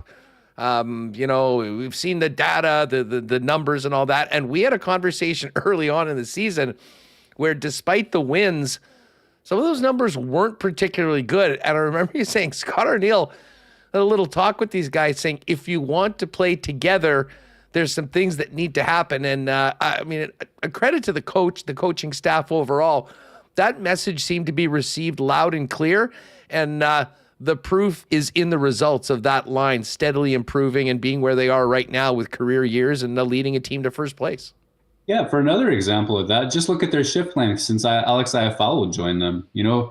It's not a matter of the head coach showing up saying this is the way it's got to be, and then a switch goes off and all of a sudden everybody's a Selke contender or something like that. That's just not how people work, right?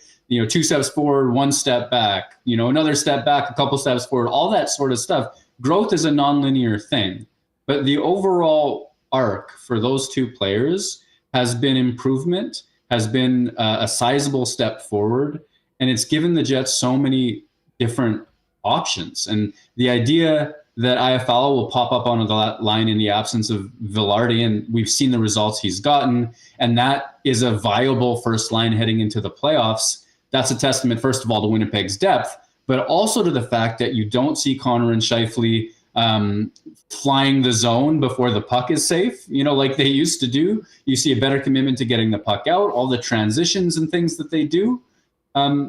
But also, I would say shift length is another big one. Even this year, you would see early on when the improvement was there, one of the weaknesses was, if they had the puck in the offensive zone, it was going on 45 seconds a minute. They keep on it. They try to keep their foot on the gas. Well, they're handing off more shifts in these last few games as well, too. And I think that that's the kind of game you have to play in the playoffs. And they're showing signs that, geez, not only have they gotten a lot better, but they're still pushing to get to new places. All right, let's get to Saturday. What really counts? Dropping the puck on game 1 of the Stanley Cup Playoffs matchup against the St. Louis Blues. Jamie Rivers is going to join us in a bit to tell us about the Blues season and where that team is coming into the playoffs. Listen, I feel good about the Jets' chances for a ton of reasons. First of all, the season that they put together, what we saw them do to St. Louis last week. I believe they've won 12 of the last 14 head-to-head meetings. But we all know that doesn't really matter. It'll be what happens when they drop the puck, Murat. What do you think of the matchup for Winnipeg and the challenge that St. Louis presents the Central Division champs? Yeah, I like this matchup because St. Louis is going to demand the best of Winnipeg. There are some things that they do really well, and you'll get into all that. But, the same way that you can look at Winnipeg in the defensive zone and see 5 on a die. You keep hearing Kevin Sawyer say it on the broadcast, right? But you look at a dice and you see the 5 in that shape. That's really the same thing that you'll see in the Blues end is the same thing you'll see in the Jets end. Watching them play against Winnipeg a couple Mondays back, it was a really excellent version of that. If they lost their shape for a second, they would reform it. All of that was there. And Winnipeg had to stay so patient. They had to keep their foot on the gas and keep playing their own game to come away with that win. They did come away with that win. I do believe that they're the superior team in this situation. And they did it because they played the same version, the best version of their game like they've done for most of the year. The forechecking was aggressive. The back checking was aggressive. Because the back checking was aggressive, you had defense like, the Neal Pionks of the world, the Josh Morrisseys of the world, gapping up so aggressively. Was Pionk playing in that game? Actually, hold up. But you had the Jets defense gapping up so aggressively, the Blues could barely get across the Jets blue line. It was a situation of total flow of play dominance, as well as the Blues defended and as many strengths as they have. And I kind of like that for Winnipeg. They have to work to the best effect of their game. They have to play the best version of it. And if they do that, I think it's reasonable to believe that they could come away with a win. I just pulled this up. I want to draw attention to Kyle Connor after that game. And he helped Winnipeg get that game-winning goal. That line was also on for one of the Blues goals, just for context as well. But Connor makes a steal. He drives the net. Alex Iafallo buries it. That's your game-winning goal. And after the game, he's saying that, they had figured out what to do in the offensive zone. They found where the space was. They would come down, drive wide, kick it back to a D. And then with the Blues playing a center release, the Jets had to play to find space away from the middle. They found ways to create switch-offs for the Blues. They found ways to create offense off of the flanks. And for me, you have a superstar player dialed into the way that the team has prepared him to create offense and then delivering on it. Again, it steps forward for all of your major players amongst the Winnipeg Jets. Good coaching as well, a good pre-scout, and it's a game plan that they're going to have to execute against St. Louis again. What do you expect from Connor Hellebuyck in the playoffs? Greatness. Deliberate short answer because I always go off on my tirades. I love it. I mean, he seems so focused, though, and I mean, he has been all season long. The results speak for themselves. But we had a kick out of it. We played the jacket presentation earlier on, and Helly seems to have a little bit more to say than many of his other teammates when he gets the jacket. But he said, let's get her going for another couple of months. I mean, I think back to what he said when he signed his contract, the beginning of this season, the end of last season. He just seems so focused. And I'll say this, if last night in a game that didn't really mean much was any indication, he is very much ready for Saturday at 5 p.m. Oh, I 100% believe that. And I'm a bit of a Connor Hellebuyck apologist for last year's playoffs as well. I just watching the video, I've done it a few times now. There's just so much that he did, and the 24 goals that he let in, you can look at maybe 22 of them and be like, yeah, who's going to stop that?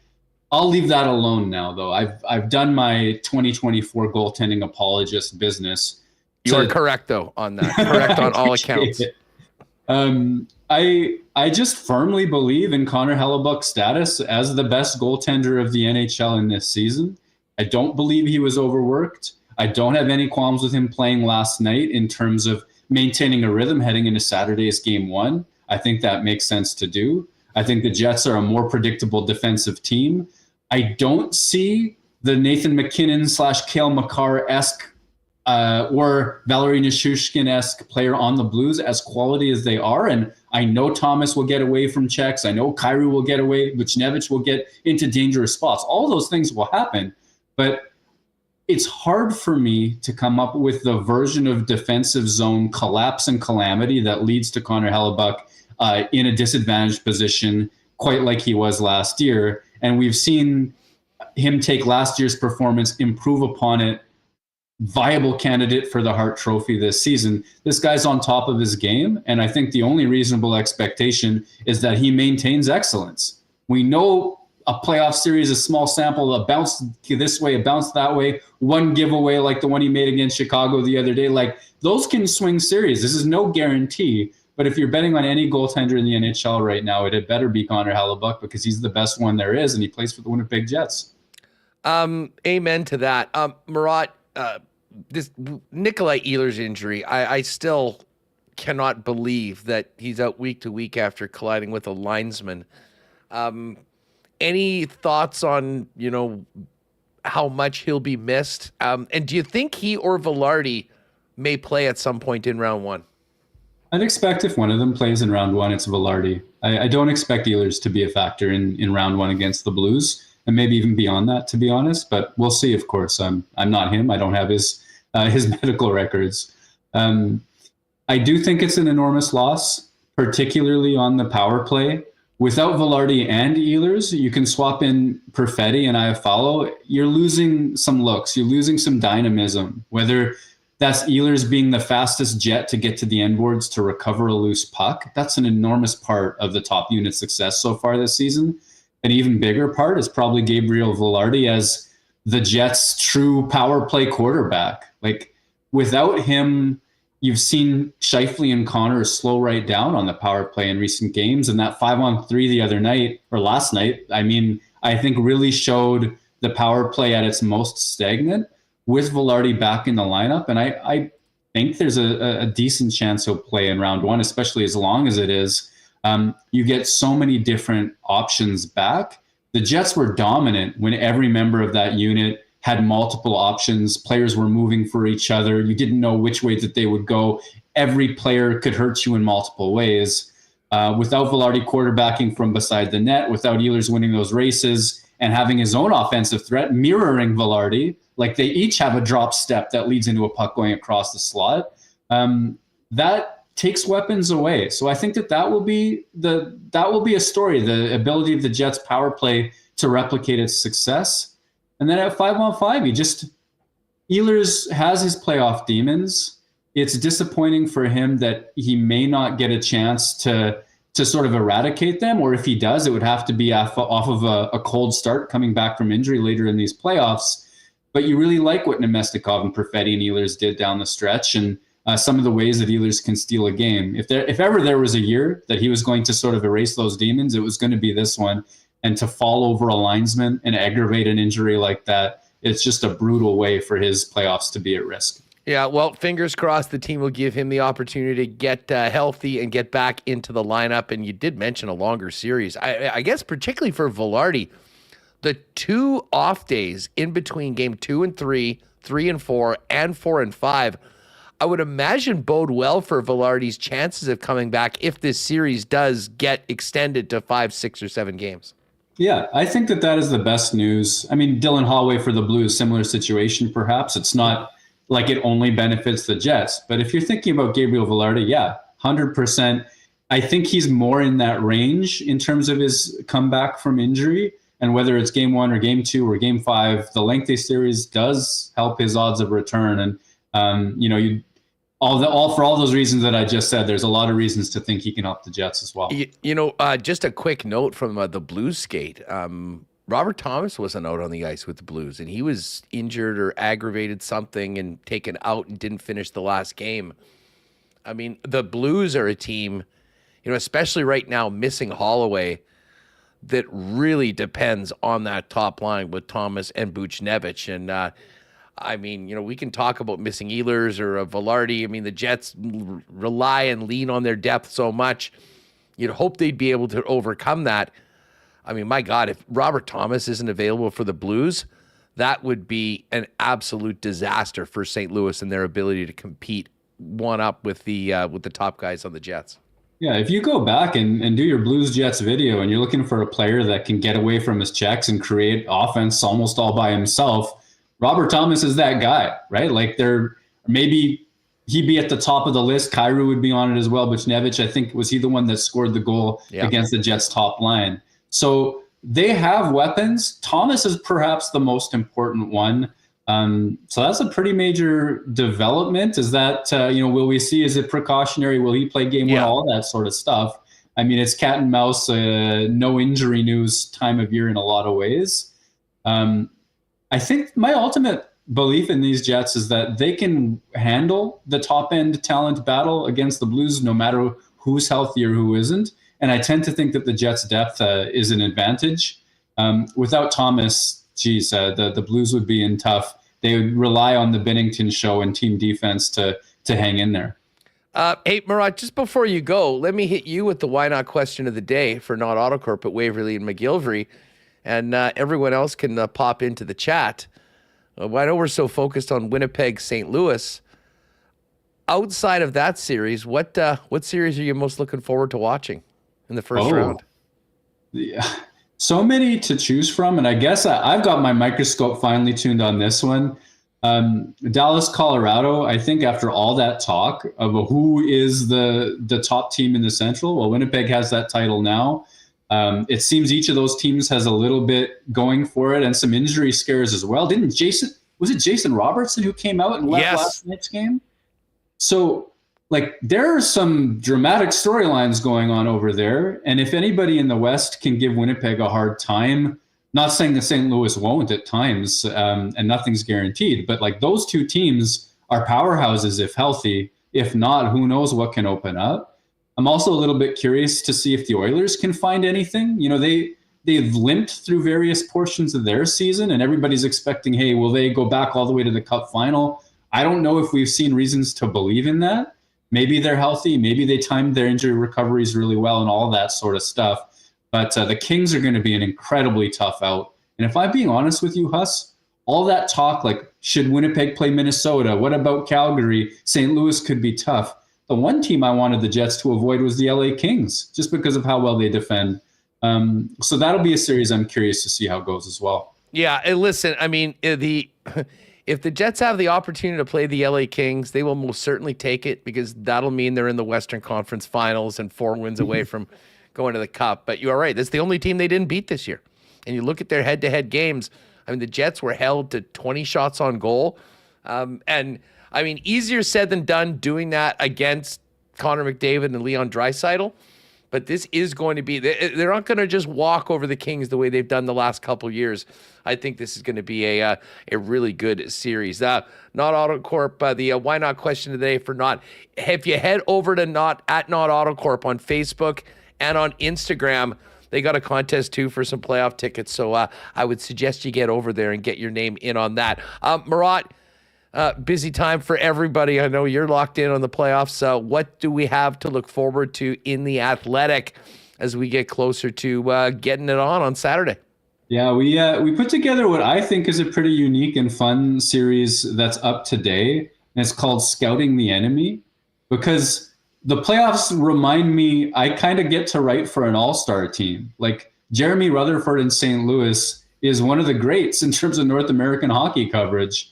And to be able to partner with him in series coverage is pretty special. So I came up with a laundry list of questions for him about the Blues. He came up with a list of questions for me about the Jets. And we sort of deep dived each other's teams in 2 separate pieces in a back and forth. So I think that's a fun way to approach a series preview.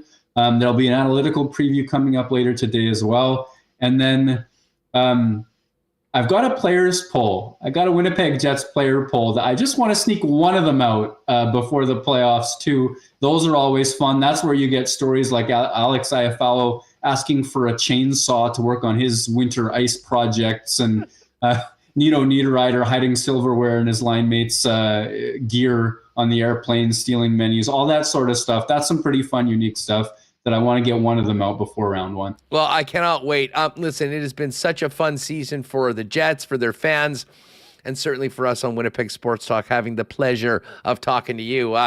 Here's to many more visits over the next couple months. It's all going to start on Saturday. Cannot wait to read it all in The Athletic as we get ready for puck drop. Thanks, Murat, as always. Great to have you on the show. Thank you, Huss. Thanks for having me. All right, there it is. Murat Atesh at theathletic.com is where you'll find all of his work. Good time to subscribe right now if you haven't already. Speaking of Saturday, everybody, 5 p.m., Canada Life Center. The building will be packed. The streets will be rocking.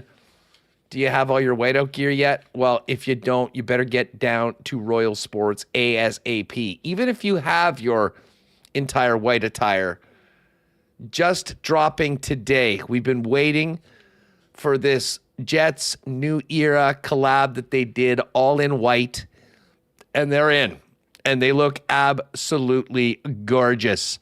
They're not going to last very long. There you have them. We've got old logos. We've got new logos. You've got the 90s logos, all in white, ready for the white out. So get on down there, Royal Sports today. Get ready for the white out and get ready for spring. Bikes coming in by the day, soccer, baseball, running. They've got it all. But the focus for Royal, and frankly, everyone right now, is the white out. Get those lids before they're gone. 750 Pembina Highway, Royal Sports, and you can check them out and more at Royal Sports Winnipeg on Instagram for the latest merchandise drops and sale information. Our friends at Boston Pizza are ready to go. If you're not lucky enough to have tickets to the street parties or the games, your next best place to watch is at your local Boston Pizza. They're cranking out a new playoff menu to keep everybody well fed while watching the Jets. hopefully take out the St. Louis Blues. So make your plans 5 p.m. on Saturday, 6:30 p.m. Monday for the home games. To get down to Boston Pizza and cheer on the Winnipeg Jets at your local BP. You know what else is going to be going down on Saturday afternoon? I think a lot of Little Brown Jugs as we get ready for the 5 p.m. puck drop. Of course, Little Brown Jug available in the arena at Craft Beer Corner and available both at the tap room on downtown by the Red River College in the Exchange and at your local beer vendors. A quick big cheers to our friends at Little Brown Jug. You train day in and day out, learning new techniques, approaching new concepts, and living out the thrill of achieving your goals. Building a craft beer is no different. While you spend your hours on the ice, we spend ours here, brewing our trademark beer. Again, and again. Here's to pushing the status quo and challenging ourselves to build something memorable. 1919 by Little Brown Jug. Good stuff. Okay, listen, we're going to go to St. Louis, but I do want to get to fan feedback brought to you by Fans First, your number one spot for buying and selling tickets in the Winnipeg market. With the game sold out, Fans First is going to be the place to go if you're looking to try to find a way to get in the door. And the best thing about Fans First is there's no added fees. When you go to the site, you're looking at seats. What you see is what you pay. And certainly the best spot with the best customer service if you have extra tickets that you need to sell. Check it out today. Fans First, no fees. By fans, for fans. Well, we asked what other series are you looking most forward to? And it seems the chat's fired up for the Battle of Ontario. Admittedly, I am too. I can't wait to see what the Sens do. Brady Tkachuk in the playoffs. But I'll tell you what, the Leafs have a hell of a hockey team. They won their division. Much like the Jets have an incredible amount of pressure to get through round number one, I would say in the East, the Leafs have a similar burden on them heading into this game. So, this series, not surprised, 51% for the Leafs Sens. Habs versus Caps, I can't even believe that it made the poll, to be honest with you. But 16% of you are looking forward to that. 12% Oilers versus Kings for the fourth straight time, although I think it is a lot more of an intriguing series than it has been in the past. And then other, 21%. I think my next two, the Battle of Ontario is right up there. But for me, it's Dallas, Colorado, and it's Tampa, Florida. Those two series, the 2-3 series in the Central and the Atlantic, we knew were going to be incredible. And I expect nothing less. The Avalanche now a favorite. We'll get to the Coolbet lines a little later on. Avs favored in that one, and the Panthers favored in that one. So the home teams in both of those series, Dallas and Tampa, are underdogs. Stick around, speaking of Coolbet, because we are going to do the marble race to see who is going to game one in a little bit. But we're going to talk to Jamie Rivers in just a second. Again, fan feedback brought to you by Fans First.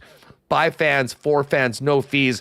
Check out the site today at fansfirst.ca. All right, the marble race still to come. We're going to hear a little bit from Neal Pionk as well when we after we head out to St. Louis. But 82 games in the book. We are focused on Saturday. Let's welcome in one of our faves in the Lou to give us the lowdown on the Blues turnaround this season and how they're looking heading into Saturday.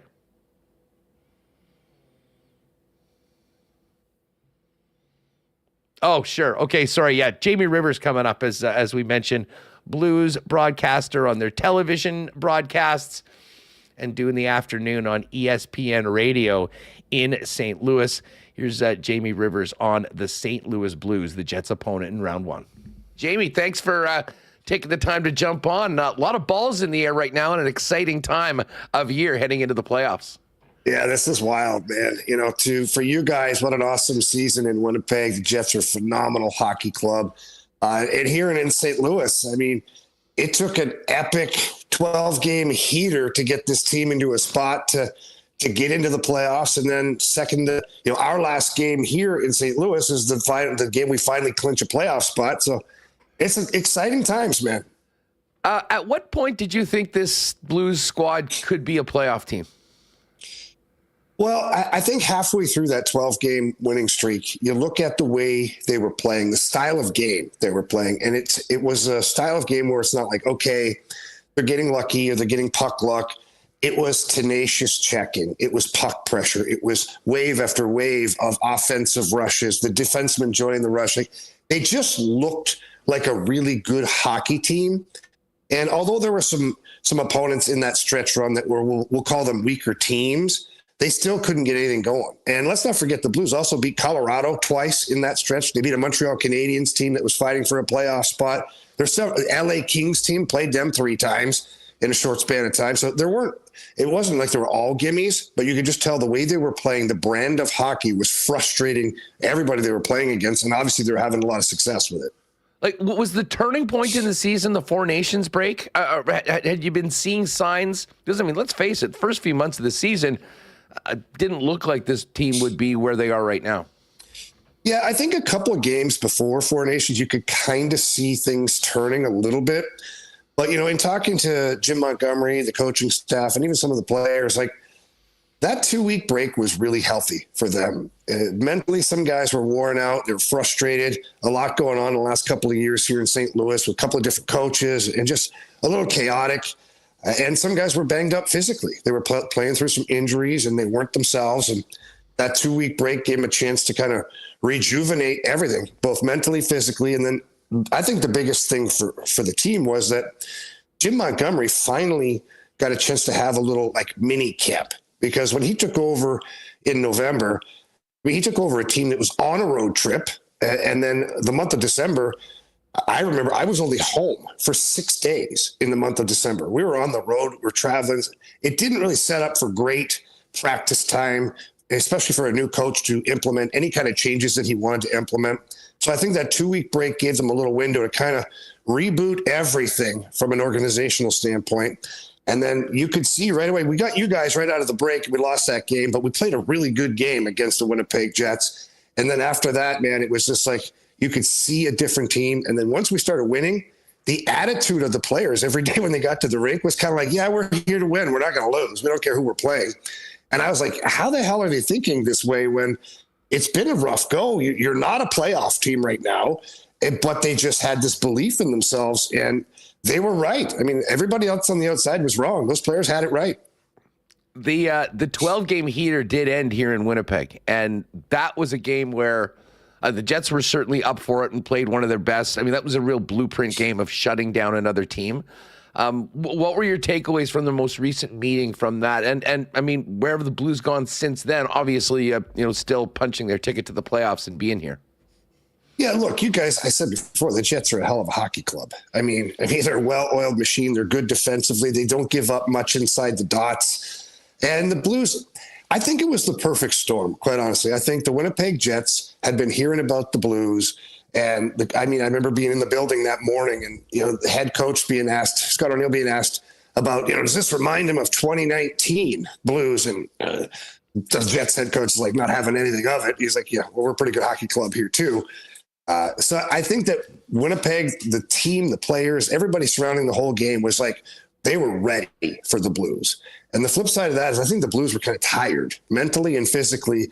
That 12-game winning streak, like everybody thinks it's wonderful. It is, but it starts to become a grind. And the Blues were winning a couple of games in that 12-game winning streak where they probably shouldn't have won, but they got the victory anyways.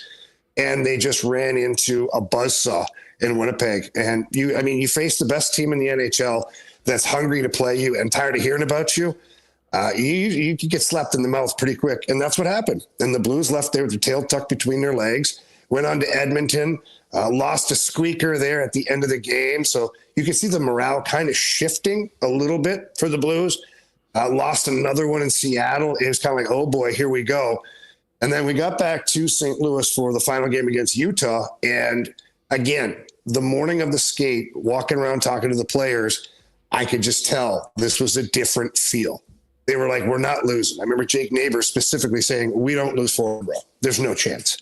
And then Zach Bolduc, I told him, I was joking around with him, said, hey, I think you got one tonight. I've got a feeling about it. He goes, I got 2 tonight. I was like, oh, all right, boys. Well, you're up 2-0. We're good to go here. So you could just tell it was kind of a different vibe. And they got back to playing the way they had success with during that 12-game winning streak. We can't talk about the Blues without talking Jordan Binnington, but I would almost offer that, as much as people think of Connor Hellebuck as the goalie for Winnipeg, Joe Hofer's had a big part of this season as well. I mean, how much of a strength is the goaltending position right now for St. Louis as we go into the playoffs? Honestly, I think you'd have a hard time convincing me that there's a team that has a better 1-2 tandem.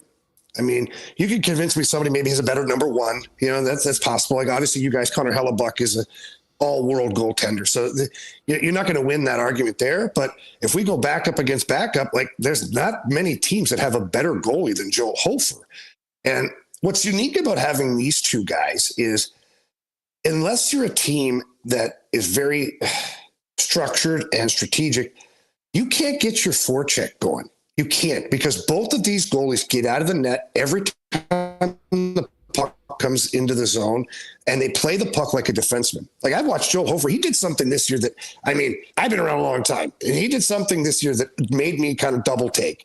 He got behind the net and moved the puck, and then all of a sudden he pivoted and passed one straight up the middle of the ice to the centerman in between the dots. And there's no goalie in the net. Like, as a defenseman, when I was playing in the NHL, my coaches would tell me, don't pass one in front of the net. And here's the goalie snapping it tape to tape to a guy who's wide open for a breakout. So, I think they're very unique in the way that they're able to play the puck. And then, the tale of Jordan Binnington, it's real. Like, going back to 2019, and I'm not going to reference that any more than what I just did, but that was a great run. And that was kind of the introduction of the hockey world to Jordan Binnington. And then from that point on, man, every time there's a big game, we saw it in Four Nations, he can elevate his game and he can be frustrating. I watched him firsthand here in St. Louis. Following the Four Nations, we had Colorado come in here, and Nathan McKinnon was playing against Jordan Binnington. He could not buy a goal. And he had, 7, 8 shots on goal. And then he went skating by me. I'm standing between the benches, and he was just telling his teammates, he's frustrated. He kind of yelled. He's like, I can't bleep and beat this guy. And you got, like, that's one of the best players in the world. That's, Jordan Binnington's all of a sudden lodged inside of his brain, making him think he can't beat him. So I think this is going to be an epic battle between Hellebuck, Binnington, two teams that play a really good structured game. A lot of puck pressure, good discipline. It could be the best one. Everybody's talking about Toronto, Ottawa, the Florida series. I'm sorry, man. This Winnipeg St. Louis series could be the best one of all. Jamie, when the Blues were here a couple Mondays ago, we were talking about the team we were going through, and I'm like, they've got 4 defensemen with over 1,000 games experience, and one of them's got 1,500, and that was before Parayko came back. I'm not sure I've ever seen a defense with that much experience, tread on the tire, whatever you want to call it. And then there's Broberg, the young guy in the middle. I mean, how has that unit kind of come together? And I mean, it's a two-sided thing. I mean, it's great to have experience come playoff time. There's also something to be said for young legs. I mean, just your thoughts on where this blue line is right now, especially with the return of Parayko. Yeah, it really is wild. And in all of my years of playing and being around the game, I don't know if I've seen a blue line with this much experience as far as games played is concerned. I mean, I think it's over 5,500 games or something. We were bouncing around the numbers the other day, and it was astonishing. I mean, there's over 20. It's got to be amongst the most experienced blue lines that have ever been put together on a single season in NHL history. I mean, I don't know how it couldn't be. No, you're right. I'm going to try. I'll ask somebody who's really good with numbers to try and research that, because that's way above my pay grade. When they're together, the 6 guys, it's unreal how good they play. And to the benefit of the players, like even your older players, like if you want to talk about Cam Fowler, Nick Leddy, they skate so good. Like, they're never in trouble. They can skate themselves out of trouble. They can close out plays quickly. Colton Parayko, I tell this story quite a bit, but I get to talk to Connor McDavid last year after a morning skate down at Enterprise Center. And I'm always curious, what the best players in the world find challenging, whatever it is. And I said to him, I go, who are some of the guys that, you play against that are challenged, or maybe that you don't like playing against? And he rhymed off a couple of guys, and then he said, he goes, yeah, and right here, Colton Parayko. And before Parayko was what he is now. And I went, well, really? He's like, yeah. He goes, he's 6'6". He goes, I can't outskate him. He skates as fast as I do. He's got the reach. He closes out plays. He's a massive individual. He goes, he's really frustrating to play against. He goes, most of the time, if I have the option, I'm going down the other side on his partner. And then you watch the games, and Connor McDavid will change puck side several times in a game. Not every time, but several times to avoid Colton Parayko. So if that tells you a little something about where Colton Parayko is now as far as being an elite defenseman in the NHL. And then Broberg's been fantastic. Broberg, for me, is the left-handed shot version of Colton Parayko. I mean, he's a little shorter at 6'4". I mean, if you really want to split hairs here. But he skates so well. He's got great defensive stick, great offensive awareness, keeps plays alive in the offensive zone. A really special young player. And then the elder statesman, Ryan Suter. I'm not going to lie to you. I didn't know how much gas this guy had left in the tank. I thought this is a good signing by Army to have a 6'7" defenseman, a leadership guy. Maybe he wants to get into coaching and things like that. And Suter's come in, and he's been elevated in the lineup due to injuries. We lost Broberg early in the season, and then obviously with the absence of Parayko and Nick Leddy too. Suter was playing over 20 minutes a game at one point, at 40 years old, and still doing a great job. So now to have Ryan Suter as your third paired defenseman, I mean, that's a luxury for this team. So it's been fun to watch all these guys. Broberg came along. Listen, I honestly think in the offseason it was the best bit of business. I mean, the dual offer sheet, Edmonton opened themselves up to it. Blues took advantage of it. But they got both guys. And what a season Dylan Holloway's had. I mean, if you can speak to the player that you've seen in a Blues uniform, and then give us an update as to when he might be able to come back and help the team in the playoffs. I'll start with the second part first. I don't know when he'll be back. The Blues, obviously playoff time, teams are going to be quite coy in how they answer things. And they said he's week to week and he'll be evaluated every week. And it's lower body. So there you go. Take that and put it in your pipe, type thing. But no, so what I've seen from Dylan Holloway, and everybody, probably unfair to Dylan Holloway, but I think everybody at the start of the offer sheet thing were like, well, Holloway's the throw in. He's the one that Army used to just, kind of break the back of the Oilers with these double offer sheets. And if he gets matched, not a big deal because Broberg's the target. I would argue that maybe Army, the target was both of these guys because Dylan Holloway's come in here. He drives offense. He's so fast and he's so strong. And people don't realize how big he is. His legs are the size of tree trunks. He's in great shape, and he's a hockey nut. And what I mean by that is every day when he gets to the rink, he's out in the hallway, stick handling. Then he's in the shooting room, shooting pucks, and he's on the ice early, working with Jordan Kyrou, and they're doing edge work and shooting and passing. And so this guy really, he's totally impressed me. And the production speaks for itself. They found magic playing alongside Braden Shen and Jordan Kyrou, and this kid's just scratching the surface, man. He's a 30 to 35 goal scorer every year, beyond a shadow of a doubt in my book, at least for the foreseeable future. I mean, who knows 10 years down the road, but in the next 4 or 5 years, this kid's going to be unreal. Well, unfortunately for the Blues, he's not in the lineup. They did get Jimmy Snuggerud right in there out of college. What have you seen from him so far? And can he, what are the expectations? Because he is playing an important role in that top six. Yeah, he's got 4 points in 7 games, which is pretty impressive for a kid who just came out of college hockey. The first game I watched Jimmy Snuggerud, he's not the prettiest player. And I said, oof, like skating doesn't look he doesn't look like a pure skater. And then you watch him, he plays fast. He's never out of a puck battle, strong on his stick. And then for me, the biggest tell for a young player is he's already got puck maturity. And what that means to me is he moves the puck quickly, on the stick, off the stick, on the stick, off the stick. Why that's important is because most young players that come into the NHL, they've had time and space. The collegiate level, junior hockey, wherever they've played, they've had time and space because the league's not as good wherever they were before.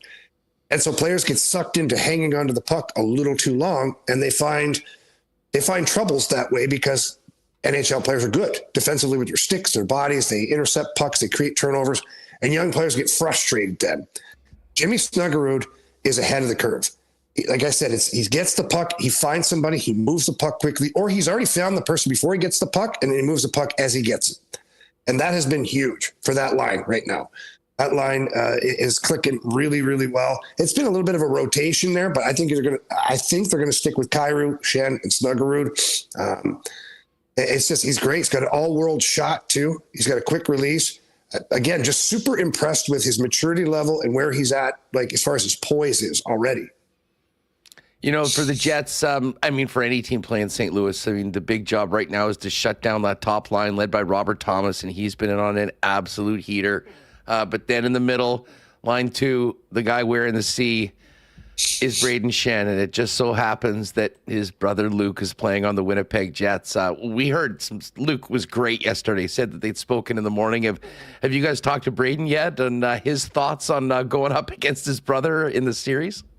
Yeah, just a little bit. I'm sure we'll get to talk to him a little more here as these practices continue and get closer to game 1. But yeah, he's excited, man. He says it's unique, it's different. He says his parents are going to be obviously torn. They're going to go to the games and they're going to enjoy watching hockey because it's pretty tough to cheer for one or the other in those situations. But he's like, yeah, there's no doubt that at some point in the series, they're going to butt heads. And at no point did he allude to the fact that they'd throw the gloves down and go. That's just probably not the case. But they are two really rugged blue-collar players who don't take crap from anybody, and it's playoff hockey. So there's going to be a point where Luke or Brayden has to finish a hit on their opponent, and that opponent might be their own brother. And I don't see either Schenn brother pulling up at that point. Luke from being in Winnipeg, and we've had Brayden forever, and these guys are just salt of the earth guys that work their tails off all the time. Well, Jamie, we are ready to go Saturday, 5 p.m. here in the PEG. Still waiting for the full confirmation of the schedule, but I can tell you that this city's going to be ready. Just before we go, what's the buzz like on the Blues? It really did seem like that winning streak and the turnaround, a lot of momentum and excited fan base going into the playoffs that probably didn't expect to have playoff hockey a few months ago. Yeah, the fans here in St. Louis, they're out of their minds right now. This whole retool/rebuild that Army's been trying to orchestrate for a couple of years now, you really didn't see it. I didn't see it coming to fruition until maybe next year or the year after or whatnot.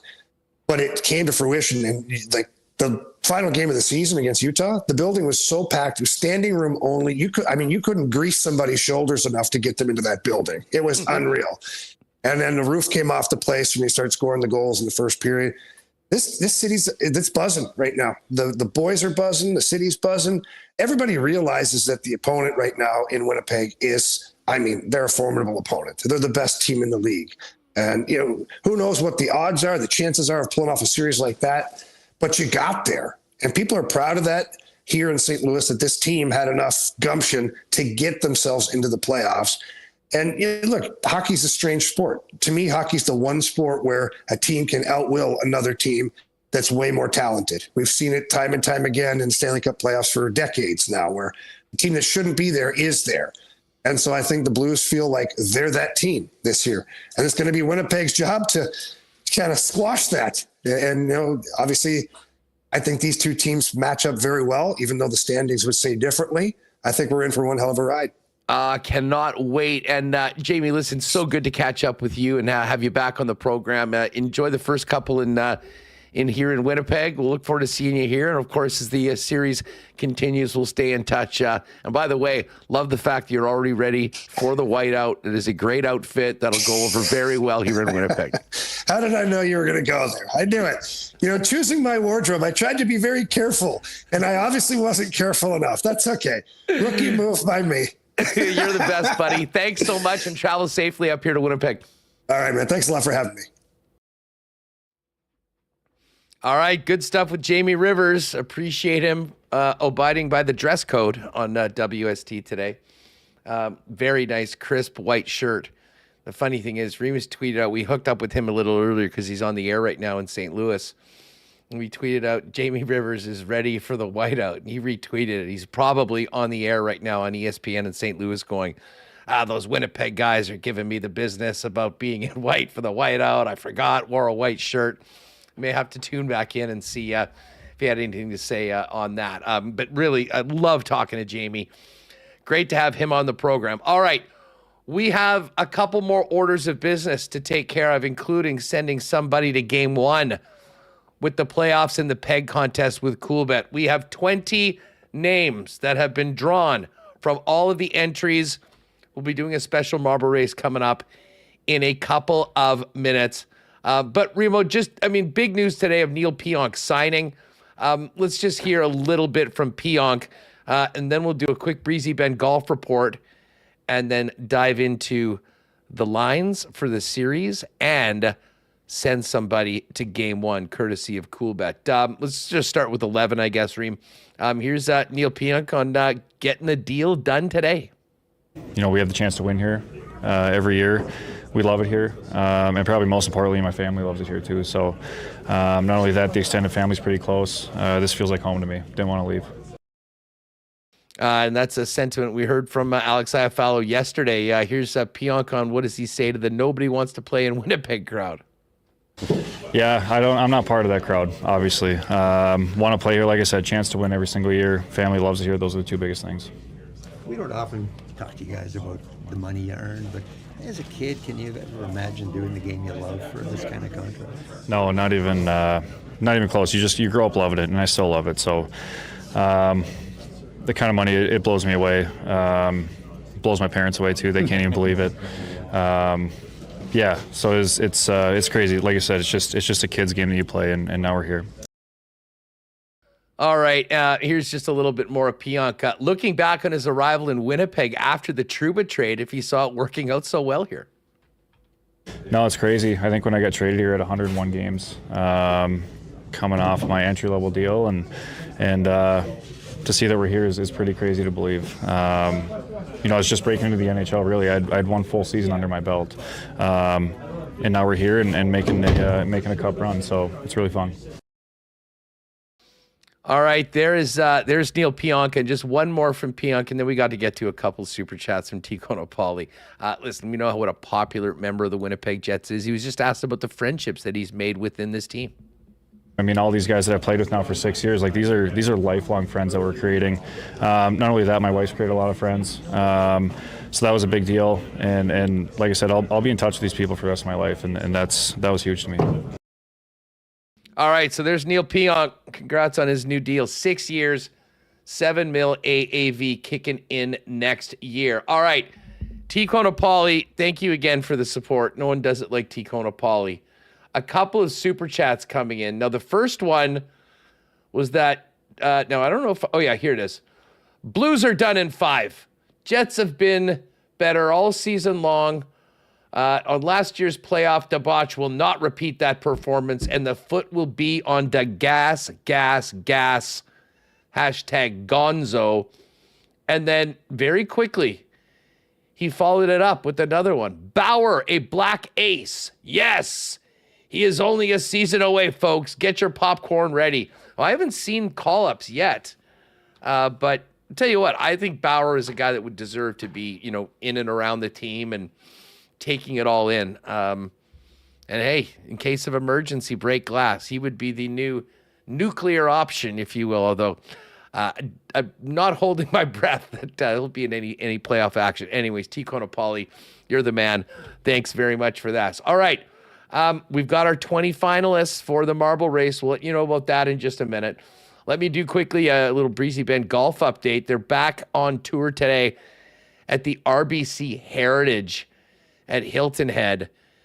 And Justin Thomas, a 10 under 61, leads the way. 3 shots better than Russell Henley and Scotty Scheffler, who were 7 under 64s. And Wyndham Clark, 6 under 65. Elevated event, so a great lineup with the exception of Rory McIlroy, who's doing his thing, celebrating and showing off his green jacket back in Northern Ireland. Of course, all our golf reports throughout the season are brought to you by Breezy Bend, home of the 2025 Manitoba Open. If you want more information on membership and getting on the waiting list at one of Manitoba's top private courses, give our pal Corey Johnson a call over at the clubhouse, or it's 895-7205, or check them out online at breezybend.ca. All right. We will do the marble race in a moment. We do have the 20 names, though. Well, you know what? We'll announce them right before we do it as we put them in. Let's quickly get to the Coolbet lines. And a reminder to all of you, if you are not one of the 20 names picked, do not worry. If you've already entered, we'll be leaning on our assistant, ChatGPT, to again select 20 names. We'll do it again tomorrow for Game 2 tickets, courtesy of our friends at Coolbet. And as long as the Jets go throughout round 1, we'll have more seats to give away. So you want to make sure you go to @SportsTalkWPG on Instagram, @SportsTalkWPG on X, pin tweet or post. Make sure you entered, and we'll do this again tomorrow. As far as what's cooking over at Coolbet, the Stanley Cup playoffs are cooking at Coolbet right now. I mean, listen, we could go through these games tonight. None of it really matters. The Blue Jackets, unfortunately for them, not playing a meaningful game after the Habs won last night. So the series are all set and good to go. Starting it off with the Jets and Blues. No line movement here. Jets minus 238 favorites. Blues plus 190. There's an interesting one here. Jets to win game 1 and win the series. I like that at minus 115. And if you're like Tico Pauly and you think the Jets are going to take it in 5, you can take Jets minus 2.5 at 2-1 plus 200. Plenty of options. And as far as goal props for the series, Cole Perfetti plus 150 to get 2 goals in the series. Kyle Connor, the over-under is 2.5. I'll be taking the over on KFC. Mark Scheifele over-under 2.5 is plus 105 to the over. And Josh Morrissey to score in the series is minus 159. Robert Thomas 1.5 and Jordan Kyrou 1.5 as well over in the player props. Other series prices are as follows. Washington minus 278 against the Montreal Canadiens. The Vegas Golden Knights minus 250 over the Wild. Wild plus 200 to win. The Battle of Ontario, this line hasn't moved at all, really. Toronto minus 172 and Ottawa plus 140. Tampa and the Panthers. Tampa's minus 104. Florida's minus 116. This is very close to a pick'em. Tampa does have home ice. Kings and Oilers. This is the line that's moved the most. The Oilers were minus 154 favorites when the series opened. It's come all the way down to minus 118. And the Kings are minus 103. Another really tight one, much like the Tampa and Florida series. Now, the Dallas Stars and Colorado Avalanche one is also moved. This opened as a pick'em, minus 109 on either side. But all the money seems to be coming in on Colorado. Colorado's minus 147. Dallas is plus 106. Further complicating things was Jason Robertson leaving the game last night, reportedly leaving the arena with a knee brace. So that would be a huge blow to Dallas if they don't have Jason Robertson for that series. And then the other series is Carolina and New Jersey. Carolina minus 270, Jersey plus 215. We did put together a little exclusive, or actually in the combo cards, and it is the For the Community coming out of the lock shop. We were making our picks today. Obviously, I'm riding with the Jets. Jake and Patty are riding with the Leafs. Dusty's riding with the Oilers. So how about this? Oilers, Leafs, Jets, all to win their opening round series. That would be plus 315 if you did it yourself. It is plus 362 if you take advantage of the boosted odds in the community. Other options for you, there's player props and goal or point and goal props for all of the series. And of course, just if you just want to get to game 1 of the Stanley Cup playoffs, which is of course going to be here in Winnipeg, that game is on the board right now. Game 1, 5 o'clock Saturday.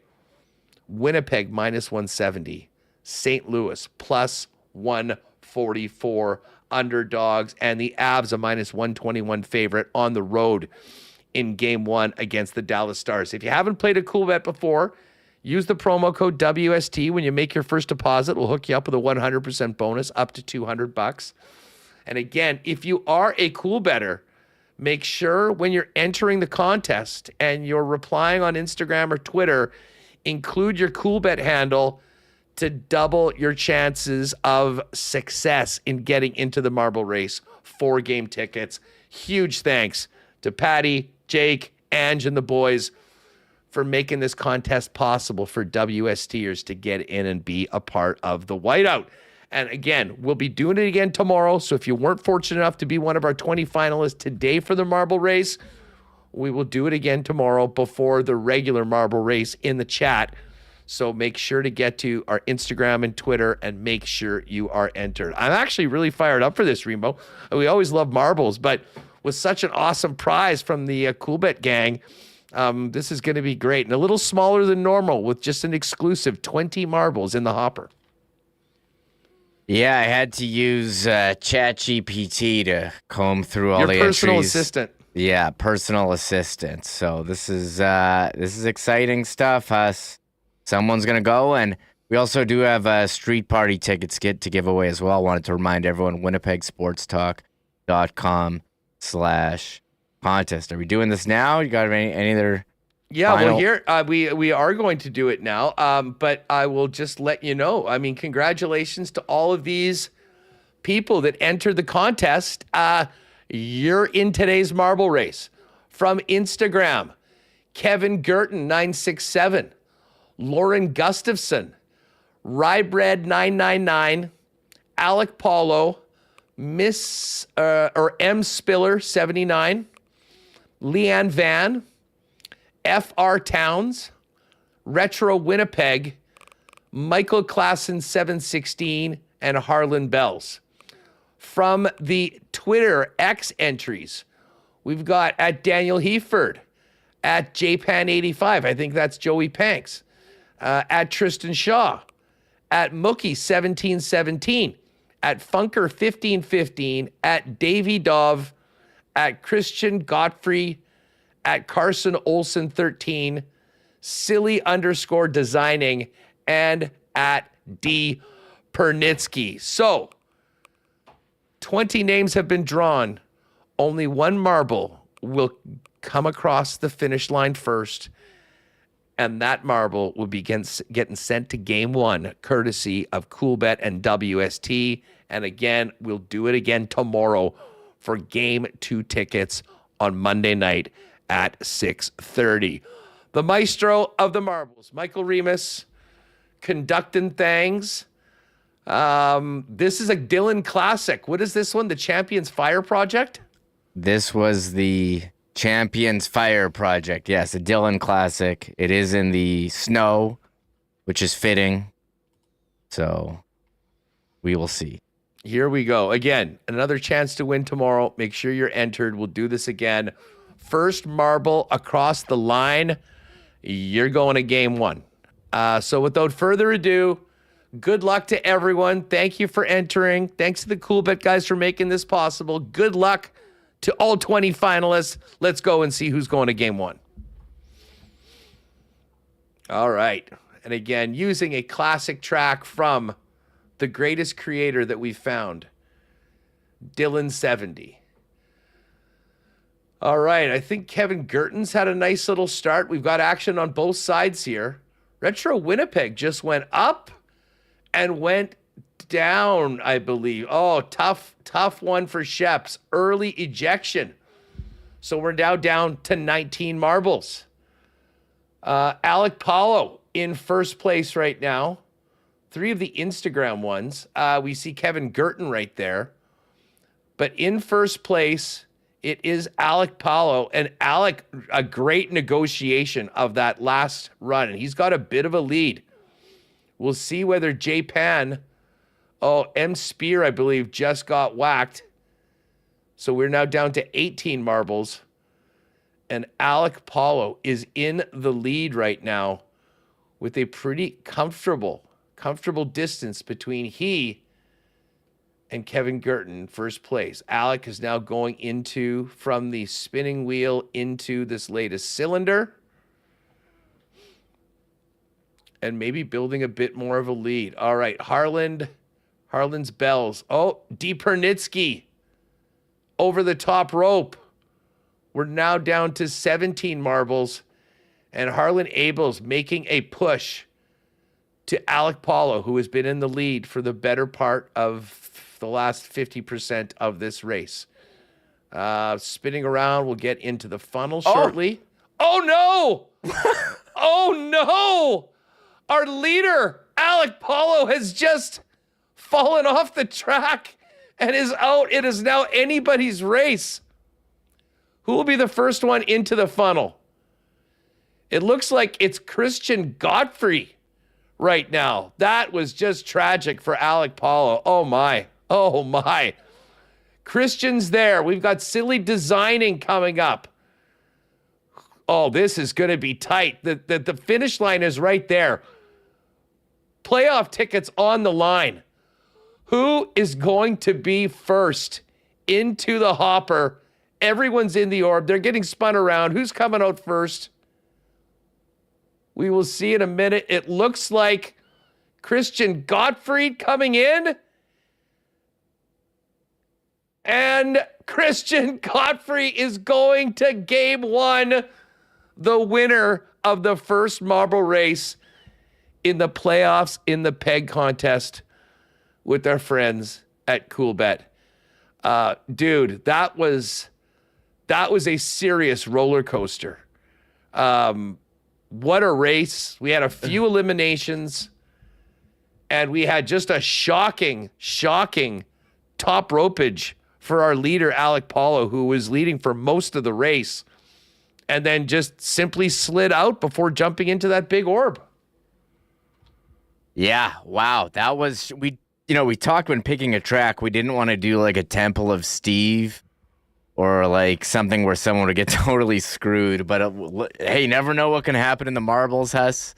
And Alec looked like he was going to take it by a landslide and fell off. Oh, man. I feel sick for Alec, but I feel pretty good for Christian Godfrey 15, who is our winner of the tickets. No days off for WST. I know tomorrow's Good Friday, which I guess means tonight is Bad Thursday. Always a fun night to go out. But we will be live tomorrow at 1 o'clock. Ken Wiebe is going to be joining us. We'll have a big show getting ready for game one on Saturday. And then at the end of the program, we will do, I think we maybe should just use this track for round one. We won't do it for the main marble race, but this is actually a really good one. So 20 more names are going to be picked tomorrow, randomly from the entries. And tomorrow's winner of the 20-person marble race for the playoffs and the peg contest will be going to game two. But wow, what an end to the show today. And Christian, get ready. You got plans Saturday, 5 p.m. Up in the Upper Bowl. It's going to be a hell of a great time. We'll also want to mention to you, we're going to be doing a special playoff preview with Frankie Corrado on Saturday morning. And we're going to hook up with Frankie in the AM. And then our plan is to have that drop and premiere on the YouTube channel at 11 a.m. right after the IC guys finish up their operation. I'm sure they'll be having a big show to get ready for game number one Saturday at 5 p.m. Man, Remo, it's just so great that we've got this schedule. I don't even mind the schedule, to be honest, with the extra days in between games. It just probably gives us some more time to hopefully talk about some big wins for the Jets and follow the series. Yeah, you know what, Huss? From a content perspective, it's actually incredible because, sometimes you put something out and it expires, and now we'll have a couple days to sit on these games. I'm going to look at the schedule again. I'll bring it up. I was very surprised that Monday game, the Jets were blessed with the early 6:30 start time. I actually haven't even had time to look at when the other series start. I thought we would for sure be getting an 8:30 on Monday or Tuesday. No, because I think the Oilers and Kings are playing at 8:30 that night. Mm-hmm. And the Habs are also playing. So, we might be, the game might be on, the OLN or the Score or something like that. But at least for those of us that are locked into Winnipeg, St. Louis. Oh, well, man. Well, I'll say the game, so far as TV goes, the broadcasters in Canada, Ryan Singh, who did the game last night, he had some legendary Jets overtime calls in the Jets-Oilers series sweep, which no one remembers. That's a series no one remembers. I remind everyone in Edmonton every time we talk about the playoffs on the Lock Shop. That's for the Helly doesn't get it done in the playoffs crowd. They seem to forget that series. And then in the U.S., it's on TNT. It's John Forsland, who we've seen on Amazon Prime Monday Night Hockey with Jen Botterill and Megan Mickelson, who's been working on the Calgary Flames broadcast. Although U.S., I don't even know if it switches. Sometimes it switches broadcasters between ESPN and TNT. So I always like to see who's doing the U.S. broadcast. These are some of those games where you're going to have, if there's a big goal, you're going to have multiple calls. You're going to have the road call, the home call, and the both TV ones, and everything is just so amped up, so magnified. Connor and I are going to be doing post-game as well content. And so, we got the 8:30 start. I don't know if you saw. I did look at some of the other series. One of the Minnesota-Vegas games starts at 11 Eastern. 11, so that's 10 Central, would be 8 p.m. Pacific time, Minnesota at Vegas. So I think for the first 4 games, the only one 8:30 start, the Jets did pretty well in the schedule lottery if you're not a fan of staying up super late and watching the games. Well, and again, we'll see what happens depending on how long this series goes and what happens with those other games. But at least right now, one late start, 8:30, probably meaning 8:50 or so. That's a road game. And again, the 2 games, the 2 days in between game 2 and 3, between 3 and 4, and between 4 and 5. Wow. So again, maybe that's a good thing, for our content purposes, also for getting Gabriel Velarde a little healthier and Nikolai Ehlers closer to getting back into the lineup as well. Man, what a fun show. What a fun season. Again, 82 games last night, fan appreciation night. I see Spency in the chat. We should give a shout out to Slick McGuire. One of our peeps, big Jet fan, all the way from the UK, is in town. There he was last night. Got a chance to meet him at the Intermish. And it was great to see him. He is so fired up. I think he's going to the playoff game, I believe, with Nick from Top Line. Very cool of Nick to make that happen for him. And he had a great time last night. But as we said, that is just a warm-up. If you thought last night was fun at the building, just wait till you get in there for a Saturday at 5 p.m. It is going to be absolutely electric. We are going to be on tomorrow, so join us, 1 p.m. We've got another Coolbet marble race to send somebody to game 2. We've got our regular marble race. We'll probably do a quick check-in with Hacksaw, see what he thinks about the upcoming Stanley Cup playoffs and next week's NFL draft. And we're also going to have Ken Wiebe join us with all of Ken's wisdom for the upcoming series. And we're also going to be talking to JP Vigier. Always love Vigier's analysis. So we'll see what he thinks about the season and this upcoming matchup as well. So special Good Friday show. No days off for WST. Join us tomorrow, 1 p.m. live on YouTube. And make sure, if you haven't already, get over to our Instagram and Twitter. Make sure you are in to be eligible to be part of the marble race for Game 2 tickets in the playoffs in the PEG contest. And go to winnipegsportstalk.com/contest for your chance to get in for our street party ticket giveaway. We'll announce a bunch of winners tomorrow for the game on Saturday night. Thanks to Jamie Rivers for coming on, Paul Edmonds, Murat, all of you. A huge show, well over 700 in chat for a good portion of the show today. That is going to do it for us. Get some rest.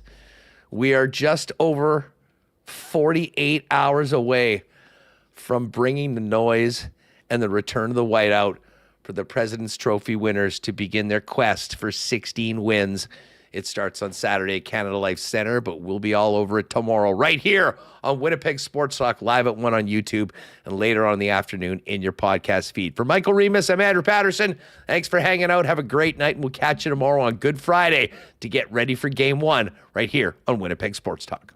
Oh, my God! Oh! Shut it down! Let's go home! Thanks for tuning in to Winnipeg Sports Talk Daily. Make sure to subscribe on YouTube and your favorite podcast feed at winnipegsportstalk.com.